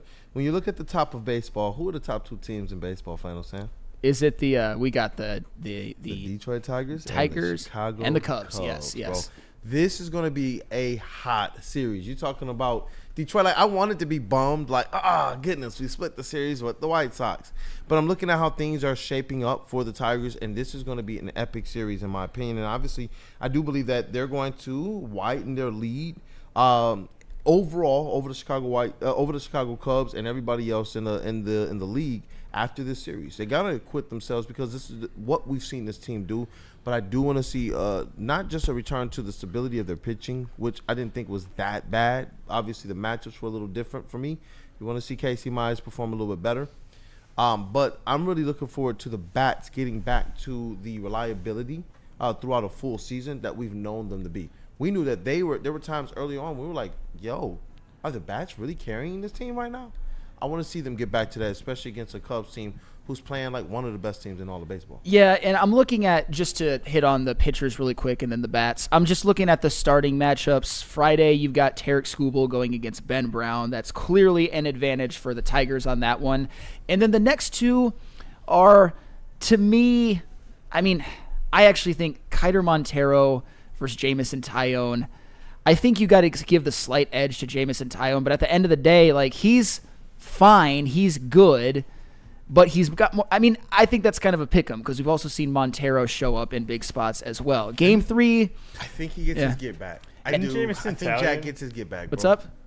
Didn't Jamison Tyone overcome testicular cancer? He did. Shout out. Shout out a survivor. Hey, shout out to a survivor. Most common cancer to afflict men ages 18 to 34. Hey, and Jamison Tyone, you beat it like a warrior, dude. So shout out to you for that. Just hope you take the L on Saturday. Nothing personal. But Sunday, you've got Jack Flaherty going up against Cade Horton. And Jack Flaherty, we know what he is. We know he's been better as of late, but we know he can be inconsistent. Cade Horton is, I don't know if I'd call him a phenom, but certainly probably the young pitcher that the Cubs are most excited about. And when you look at what he's done, a lot of good, certainly has shown a lot of what makes him dynamic and hyped up. But, 3.51 ERA, 121 whip. He's gettable. He'll give you some pitches to hit. So at the end of the day, I think the big key is win tonight. Win the Skubal start. And I'm not saying the Tigers are screwed when they don't win Skubal starts, but in this series, you got one game where you really got the advantage. Tarek Skubal against Ben Brown isn't even close. They're not. They don't even play the same sport. And not saying Ben Brown's terrible, but Skubal's just that much better.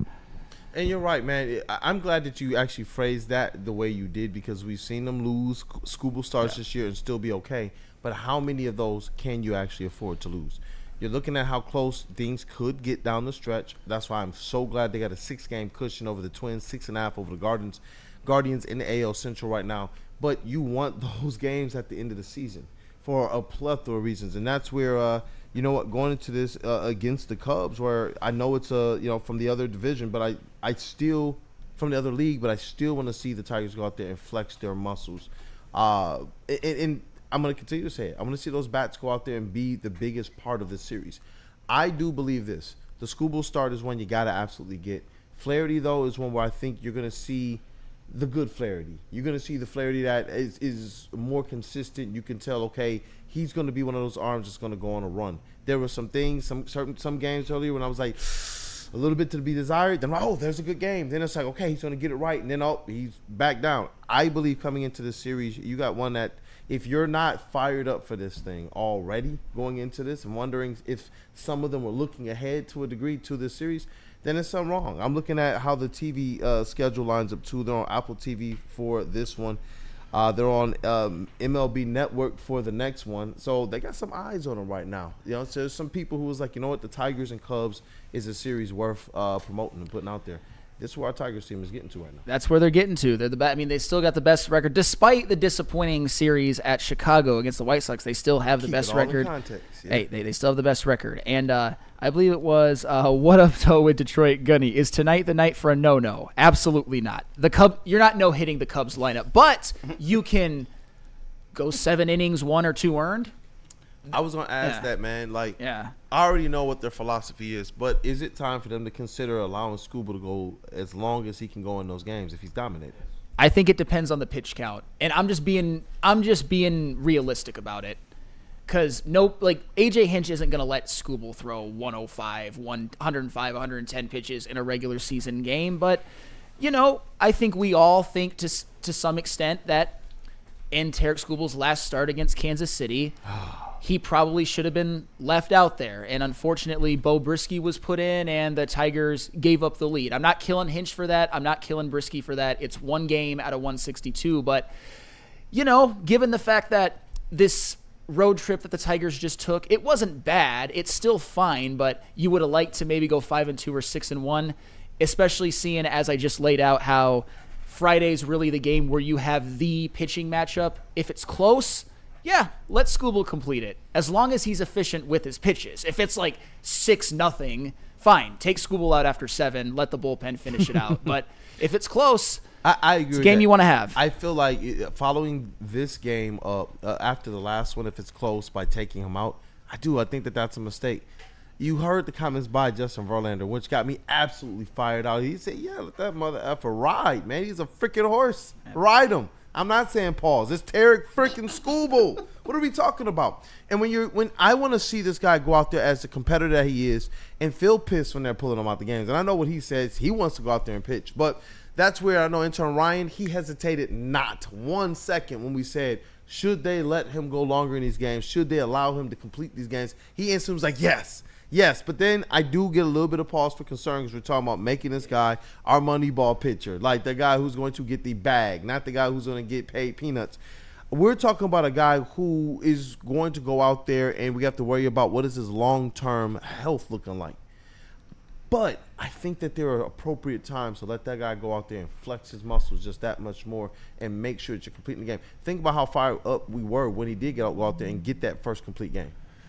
Yeah, it was incredible. It was one of the best moments of the season. It was one of the best single games I've ever seen pitched, and the fact that it was against the Guardians when the Tigers desperately needed it, that was big time. And like I said, I don't know if the Tigers desperately need tonight, but it's one that against the Cubs, some stakes. Yeah, you're right. There's no desperate, but for what it means in terms of when you're looking at these two teams at the top of the standings right now, that's where I'm absolutely like, yo, I would love to see what Scoobs can do. There's going to be a lot of eyes on this series right now. A lot of eyes on it. A lot of eyes. A lot of eyes. It's must-see TV in baseball right now. And speaking of must-see TV, I'm looking for a bit of a bounce back from Spencer Torkelson. And I'm not killing him for it. Everybody goes through slumps. We all know Riley Green went through a bad one and then some more mini ones throughout the year. But he is... If my calculations are correct, if my calculations are correct, he is 3 for his last 27. And like I said, not killing him for it. Everybody goes through slumps, but I think he's due. And I think if Spencer Torkelson bounces back and maybe hits a torque bomb, has a couple of hits, works some counts and gets some walks, which he did do against the White Sox to his credit, I think that's also a big recipe for the Tigers winning this series. Get Torque back going. And I'm seeing everybody in the chat, Gromit, Scooble will Scooble. Will the bats do what is needed? And I saw it was somebody else as well earlier in the chat who said, get Scooble some runs. I think it was Gromit too.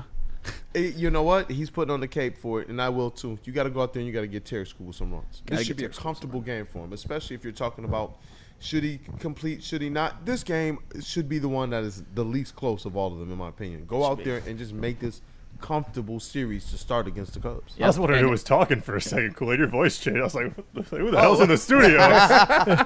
Sheesh, man. Hey, but you know what? We got to say what up, though, to some friends. I know everybody wants the best segment. That is what's trending. But before that, what is your prediction for the series?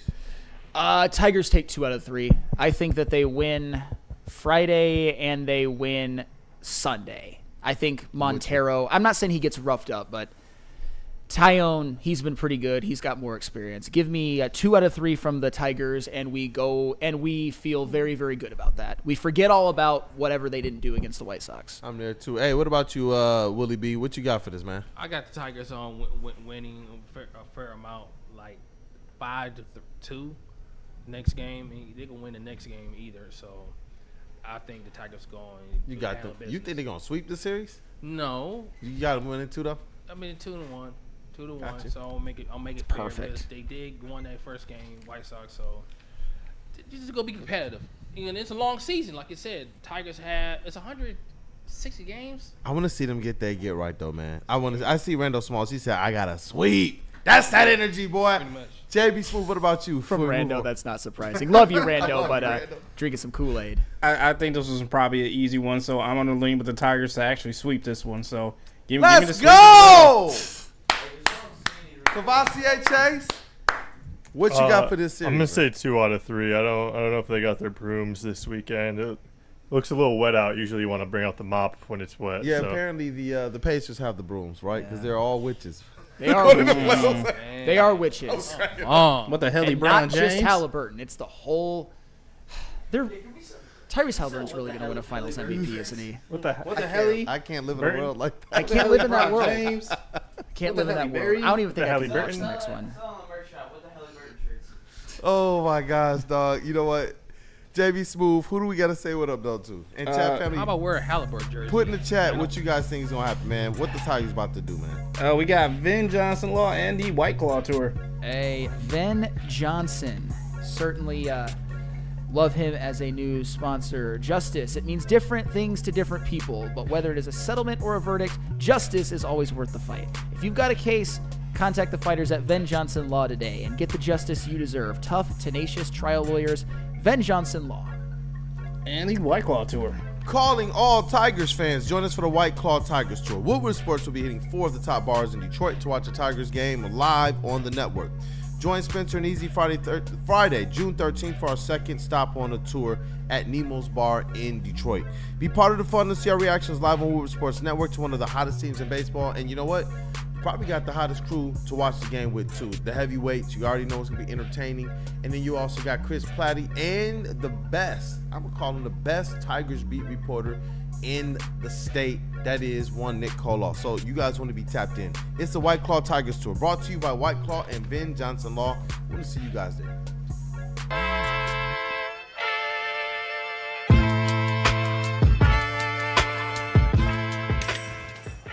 Hey, Tony, what's up, bro?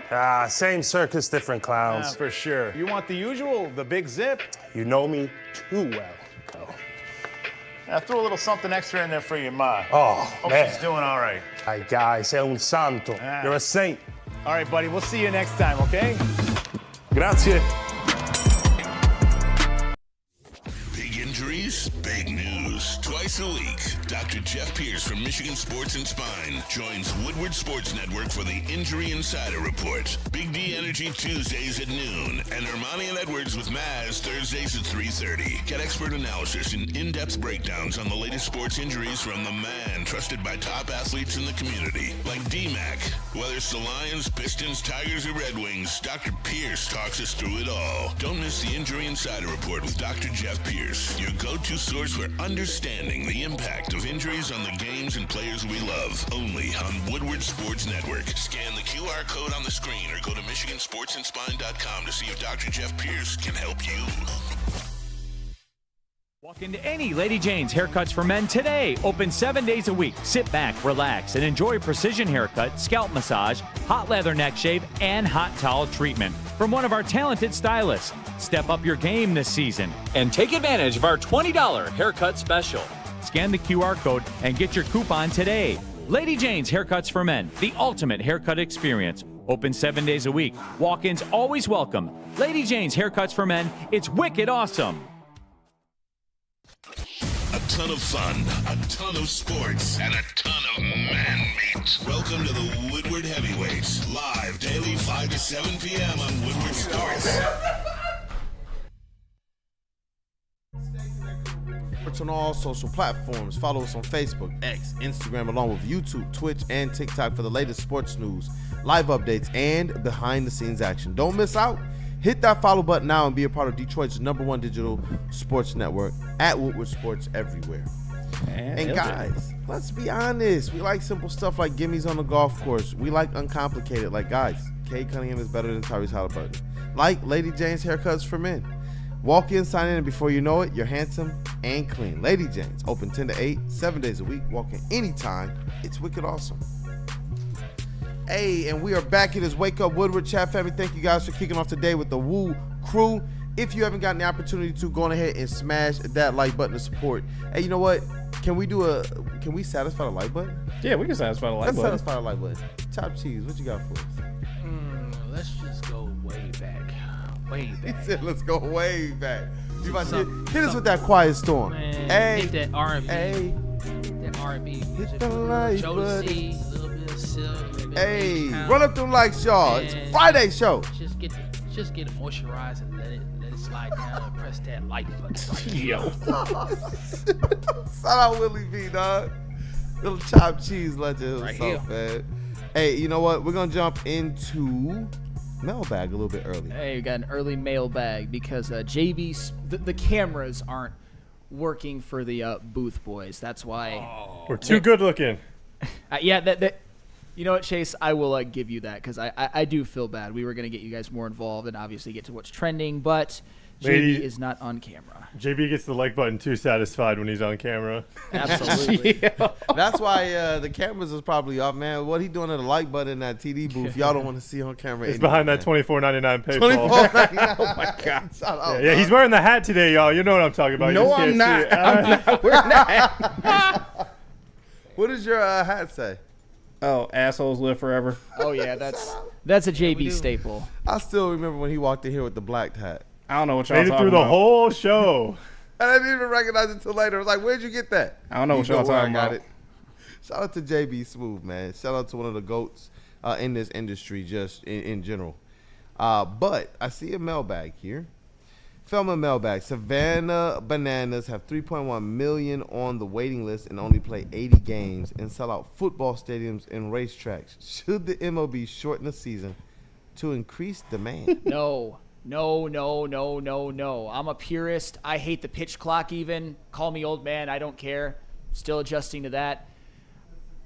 I'm a fan of history and stats and records. Don't shorten the season. Oh, by the way, the Savannah Bananas, bums. It's Gen Z's fault that they come on, exist. Flannel. It's Come Gen on Z's fault that they now. exist. Do you I actually agree? caught one of their games. It wasn't that bad. It was fun. It was entertaining. I mean, they brought a little comedy to baseball. But I don't think baseball needs comedy. That's the thing. I love it just the way that it is. Maybe I'm in the minority, but the ratings have actually been pretty decent this year. Do you think there needs to be some sort of pitch clock, Sam? Like when you see those videos of Jose Altuve running the whole base track 7 times in between pitches, that's getting a little ridiculous. I understand, but I'm old school, dude. I get it. Like Yeah. maybe extend it in the playoffs a little bit, but like there's a line. I get it, and for the record, I'm not boycotting. Obviously, I love baseball. I watch every day, but it's just my opinion. I don't like the pitch clock. I get what you're saying. I get that some of those in between pitches routines got a little excessive. That's fair, but baseball should be a sport with no clock, in my opinion. And I'm never gonna change my mind, even if the pitch clock hasn't been as catastrophic as I thought it would be. Yeah, and you know what? I'm seeing some other things here, but as it relates to being one of those guys that's kind of a traditionalist, I'm kind of like that too, man. And seeing some of these rule changes, one that got me ticked is when they changed the hand checking rule after the Pistons won. Oh, yeah. That to me made me absolutely mad because I get wanting to spur more offense, but I thought that took away from the fabric of defense in the NBA. Like what we all grew up knowing what defense was for years. Even before they got physical, hand checking was part of the game. And when they took that away, it was almost as if they were pissed off that the Pistons found a way to defeat the hobbled, I'm gonna call them the hobbled, cobbled, mashed together mess of a super team. That's what some people call them, of Kobe, Shaq, Karl Malone, Gary Payton. Like, I don't know, man. That one to me really, really to this day continues to tick me off. I wish they would change something because I do feel like defense has taken a hit. It I hurts do. basketball. Go ahead, Chase. It hurts. I was just gonna ask you, Sam, as a baseball purist, as you said, would you rather like get rid of the pitch clock, or would you rather them bring back the pitchers hit in the National League, get rid of the universal DH? Both. Because like Bring back both. That's something I like. I liked that the pitchers hit in the NL. I liked playing MLB The Show and being a pitcher in the NL, so I could also hit. So. Bring back both. Bring back Tawas Hill. Bring back in the old Minute Maid Park. Yeah. There is some people. I mean, Harvey Wallbanger. Hey, shout out to the name, man. Globetrotters of baseball. I guess he's talking about the Savannah Bananas. Randall Smalls. Savannah Bananas are the greatest thing to ever happen to baseball. I am shocked that you say that, Rando, because I feel like you're a bit of a baseball purist. But hey, you know what? I learn new things about people every day. And then your favorite uncle, he says, pitch clock saved baseball. Greg, 2025, he says, I like the clock rule. I'm 65 years old. I've seen some people who state that they believe the clock rule is a good thing for the sport of baseball. Shout out, Greg. RF, the pitch clock has improved the flow of the game. What I don't like, though, is the extra runner. That really changes who would actually win the game. Get rid of that, too. I want pitchers hitting in the National League. I want no pitch clock, and I want extra innings to remain how they always were. Real baseball. No ghost runners. Just for Gromit. He's number 3 today with the Crowns. Just for Gromit. Can you please read his all caps? No, I was actually going to read it. Get off my lawn, you rotten kids. You got to do it like this. Get off my lawn, you rotten kids. Hey, Gromit, that is not the first time I've been accused of being get off my lawn guy, and it won't be the last. Hey, Randall Smalls, this is a good one. I'm interested in what you're gonna answer here. Would you rather stand pat or overpay by giving up too much from our farm system? Obviously, I'm gonna assume he's talking to Detroit Tigers with the approaching trade deadline. I'm gonna say very pivotal trade deadline. You know, Rando, that's a little bit too much of a loaded question for now. I've got to see who's available. I've got to see if anybody with the Tigers slumps or gets hurt. But by the time the trade deadline gets closer, I will have an answer. And Ryan off mic said Bo Bichette. The only thing with that is I think the Blue Jays are still trying to make the playoffs. Root for the Blue Jays to go on a losing streak. Yeah. I'll just say that. Steve O'Baby, Feldman Mailbag. Yeah, we can say that again.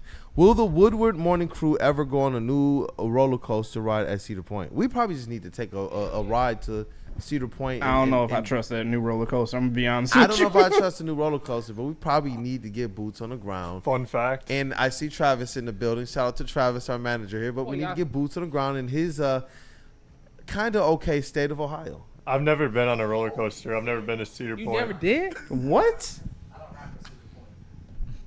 What? You don't rock with Cedar Point? I've never been. Travis says he does. And you've never been? I've never ridden a roller coaster before. How is this possible? Ohio from here don't rock with Cedar Point.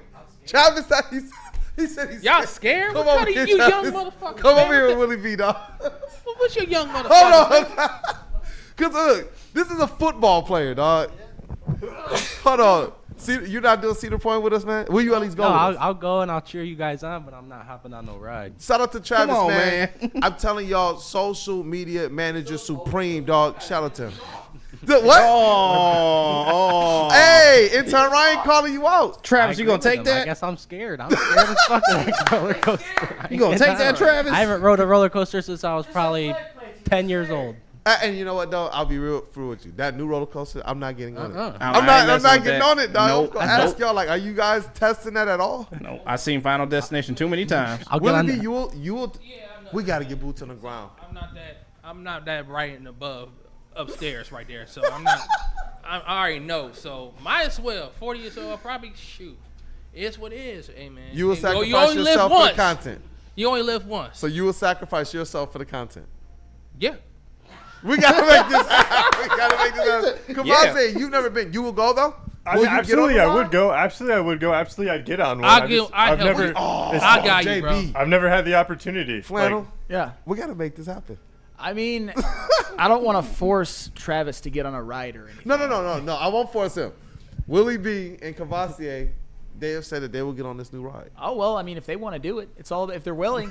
I'll encourage. So I wish y'all could see JB's face. So we just gonna skip over final destination. Like this just didn't happen, and just like you know what? Screw it. Let's just go on this new ride. They said it's safe. Hell, I don't know if I'd like roller coasters. I feel like I might have like missed the boat on that. I don't know if that I used to love roller coasters. I remember my pops, man, as a kid, took me to Cedar Point, put me on the Magnum ride. I walked off that thing purple, but my dad was like, "You want to do it again?" I was like, "Let's do it again." If it's gonna make me sick, I'm not gonna like it. So it I might be mean, like you I don't might be a know. one and done deal. Like I'd rather go like jump out of a plane or something like that's way more What? fun. That I'm never doing. Dude, I fell off You are- ladders, and I fell off a lot of shit in my younger days, and I probably fell off stuff in my older days. Yo, Not the too people long. actually want to see this happen, dog. They want to see this happen. They said we need to take you to Cedar Point tomorrow. Somebody said Chase living that Amish life. Let's go. I've been on a dragster. That was tallest. That was like 125. I've been I went on on a a dragster. It was fast. Yeah. I went on the dragster. You went on a That was, dragster? have you been on any of these rides? I have not. Come on, somebody know. I stopped, man. The dragster was the last new roller coaster that I went on, and that was a minute ago. Oh, I went on that one. My favorite is Eric, the I don't know if Ocean Eric Motion. Moy is trying to set you up or not, but he says you won't get sick, Chase. The only time I ever almost got to ride a roller coaster was at Michigan's Adventure, fun and only, up in Muskegon. And my sister had an ear infection, and we went to the water park first. Her ear started bothering her, and all I wanted to do was ride the Thunder Hawk, and I never got to do it. And I still have a little bit of anger towards my sister for that. It's Steve O Baby as a follow up. This is for you, Sam. If you were to take anyone on the new roller coaster at Cedar Point, Siren's Curse from Woodward Sports, who would it be and why? I don't want to single anybody out. I love it. I love all. Hey, you know what, man? Shout out to the people too, man, because the questions are definitely funny. But I saw another one here that was dealing with the playoffs. Ed O'Neill. The Thunder are a young team who had 2 years of playoff slumps before the finals experience. Are the Lions, Ice Crossing Sports, following the same path? I mean, I'm mad at the Thunder right now, so I'm emotional. F the Thunder making Tyrese Haliburton. Golly. Emotional damage. Oh, yeah, absolutely. I am emotionally Bro, damaged. they just want us to do a show from Cedar Point. RJ Graham, Woodward Sports Road Trip, and do the show from Cedar Point. We might have to do something like this, man.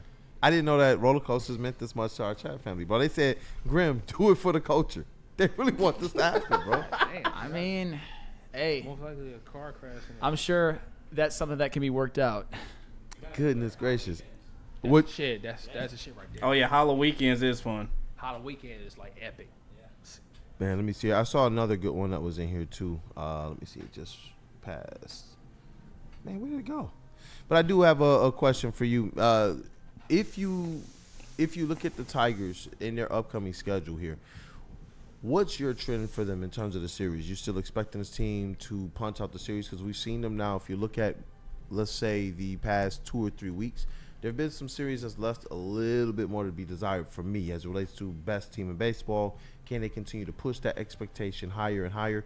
I'm actually really bullish about this squad, even despite what happened against the Guardians and then what happened against the White Sox. I don't like what's happened the last couple times we played our AL Central counterparts, but I'm still real bullish about what the Tigers are about to do here. I mean, if you're just looking at their upcoming schedule, they got 3 against Chicago. I'm on record saying I think they'll take 2 out of the 3. They go to Baltimore, and Baltimore is way down from what we thought that they would be.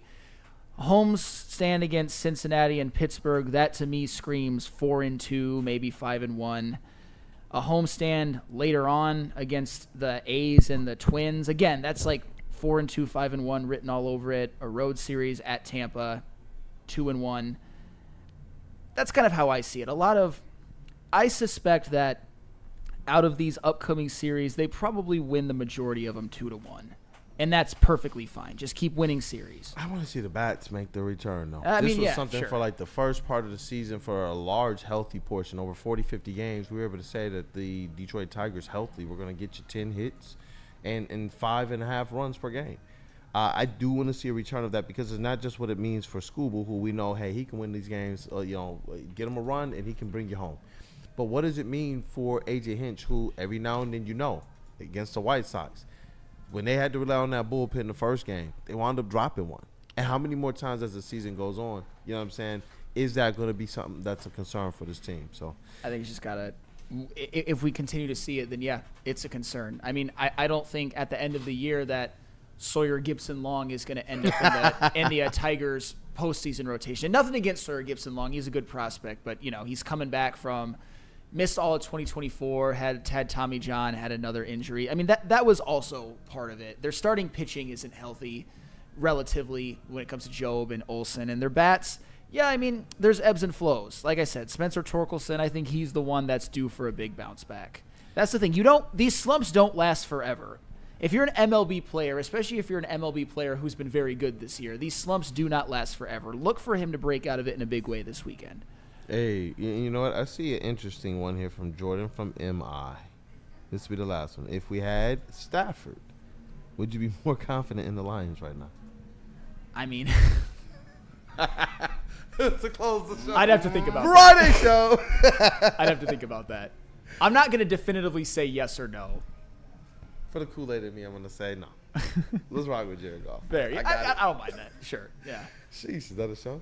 Yeah, it's a 10 show. on the dot. And I know we're about to I think we're going to go live here in a little bit for Woodward Pistons. Summer's going to be in the building nice. soon. T. Foster Legend might be in the building as well. But Wake Up Woodward, man, it's been a vibe. It's been a show and chat, family. Thank you guys for being here and for supporting us. Smash that like button if you didn't get the opportunity to. But shout out to our brothers, Matt Broder, KG, that dude Justin, still working hard from home or from somewhere up north. Shout out to him, though. A lot of work on the way. We got Feldman, the Mark Wahlberg Feldman Classic this Monday. I can't wait. We're going to be in the building with a whole lot of celebs.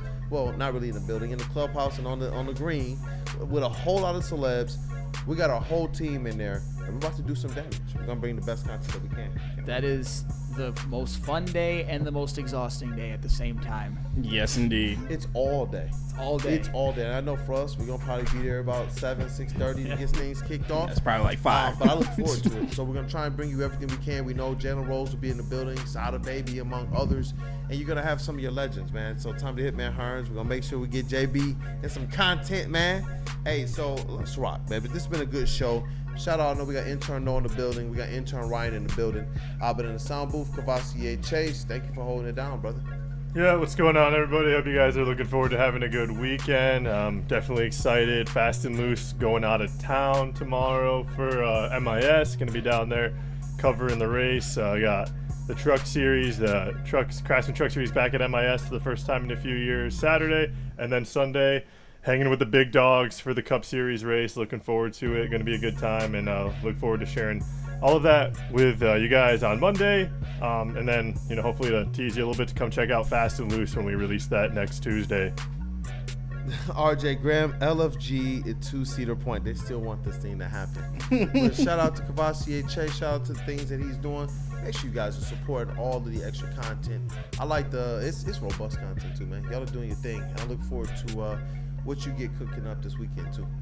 Shout out to JB Smooth in the TV booth. What up, though, brother? Woodward Sports MVP. Hey, what's going on, everybody? It's been an amazing week. Shout out to everyone staying tapped in with us. As my man Chase said, me and him will be down at MIS over the weekend. So if you see us, if you spot us, just say what up to us, because we'll be all over the place trying to get fan interviews, fan interactions.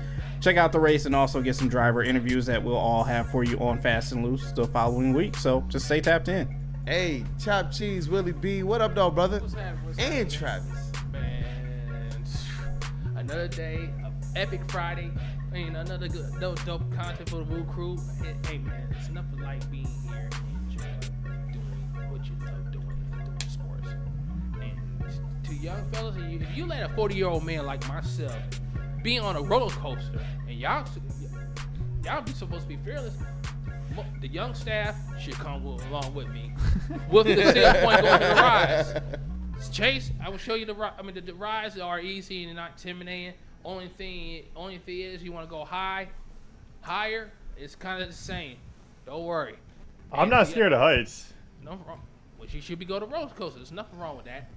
And for the young crews, you gotta try the roller coaster, man. You only live once. Shout out Willie B. And we got Trav in the building. Social media manager, the lead, man. What up, though, brother?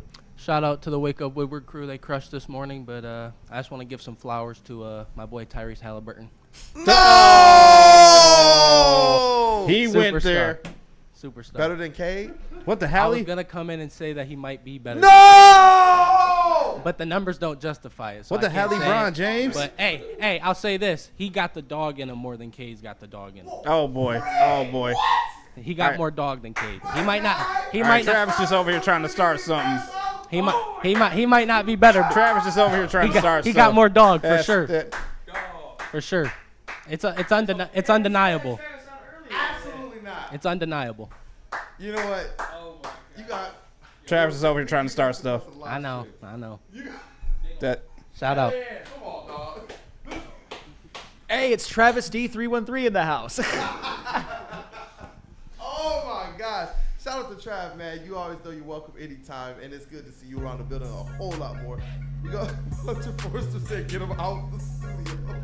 Internship over. Kick him out. Come on, get him out, man. Get him out. Come on, man. Yeah, Travis is not an intern. Maybe he should Travis tweet out for is Hendon. one of the most important people at the network. Maybe he should tweet out He for will Hendon stay. Hooker to come save him. That's all because I got anything to say about He it. will stay. He will be here. Hey, you know what, man? Travis shows violence at the end of the show. The better the squad, the better the network, man. All sports lover, Red Wings correspondent, you guys make sure you stay tapped into the Wings. I can't wait for the next episode. Oklahoma City Thunder, please win Sunday. I will literally get on my knees and beg. Well, I'm sitting here. You won't be able to see me, but I'm metaphorically on my knees begging. Thunder, please win. Please, Aaron Nesmith and Andrew Nembhard, miss one clutch three, just one. And when you do miss, don't have Pascal Siakam right there for the perfect airball putback. Just miss one. Haliburton for I want that Finals to happen, MVP. but I just see Nick Saban in my head. Like, it's not happening, so quit asking. Exactly. I'm not going to do it, so quit asking. You're watching this game, seeing these guys dot the Thunder's eyes, and you're going to be going crazy. I can't wait for that show, actually. Travis and intern Ryan left to be in the building. Travis said, yeah. The piss is just, yeah. You know what? It's your boy Brandon at Candy Check Cooler, your credential business reporter, writer for the network. Stay tapped in, you guys. We will go live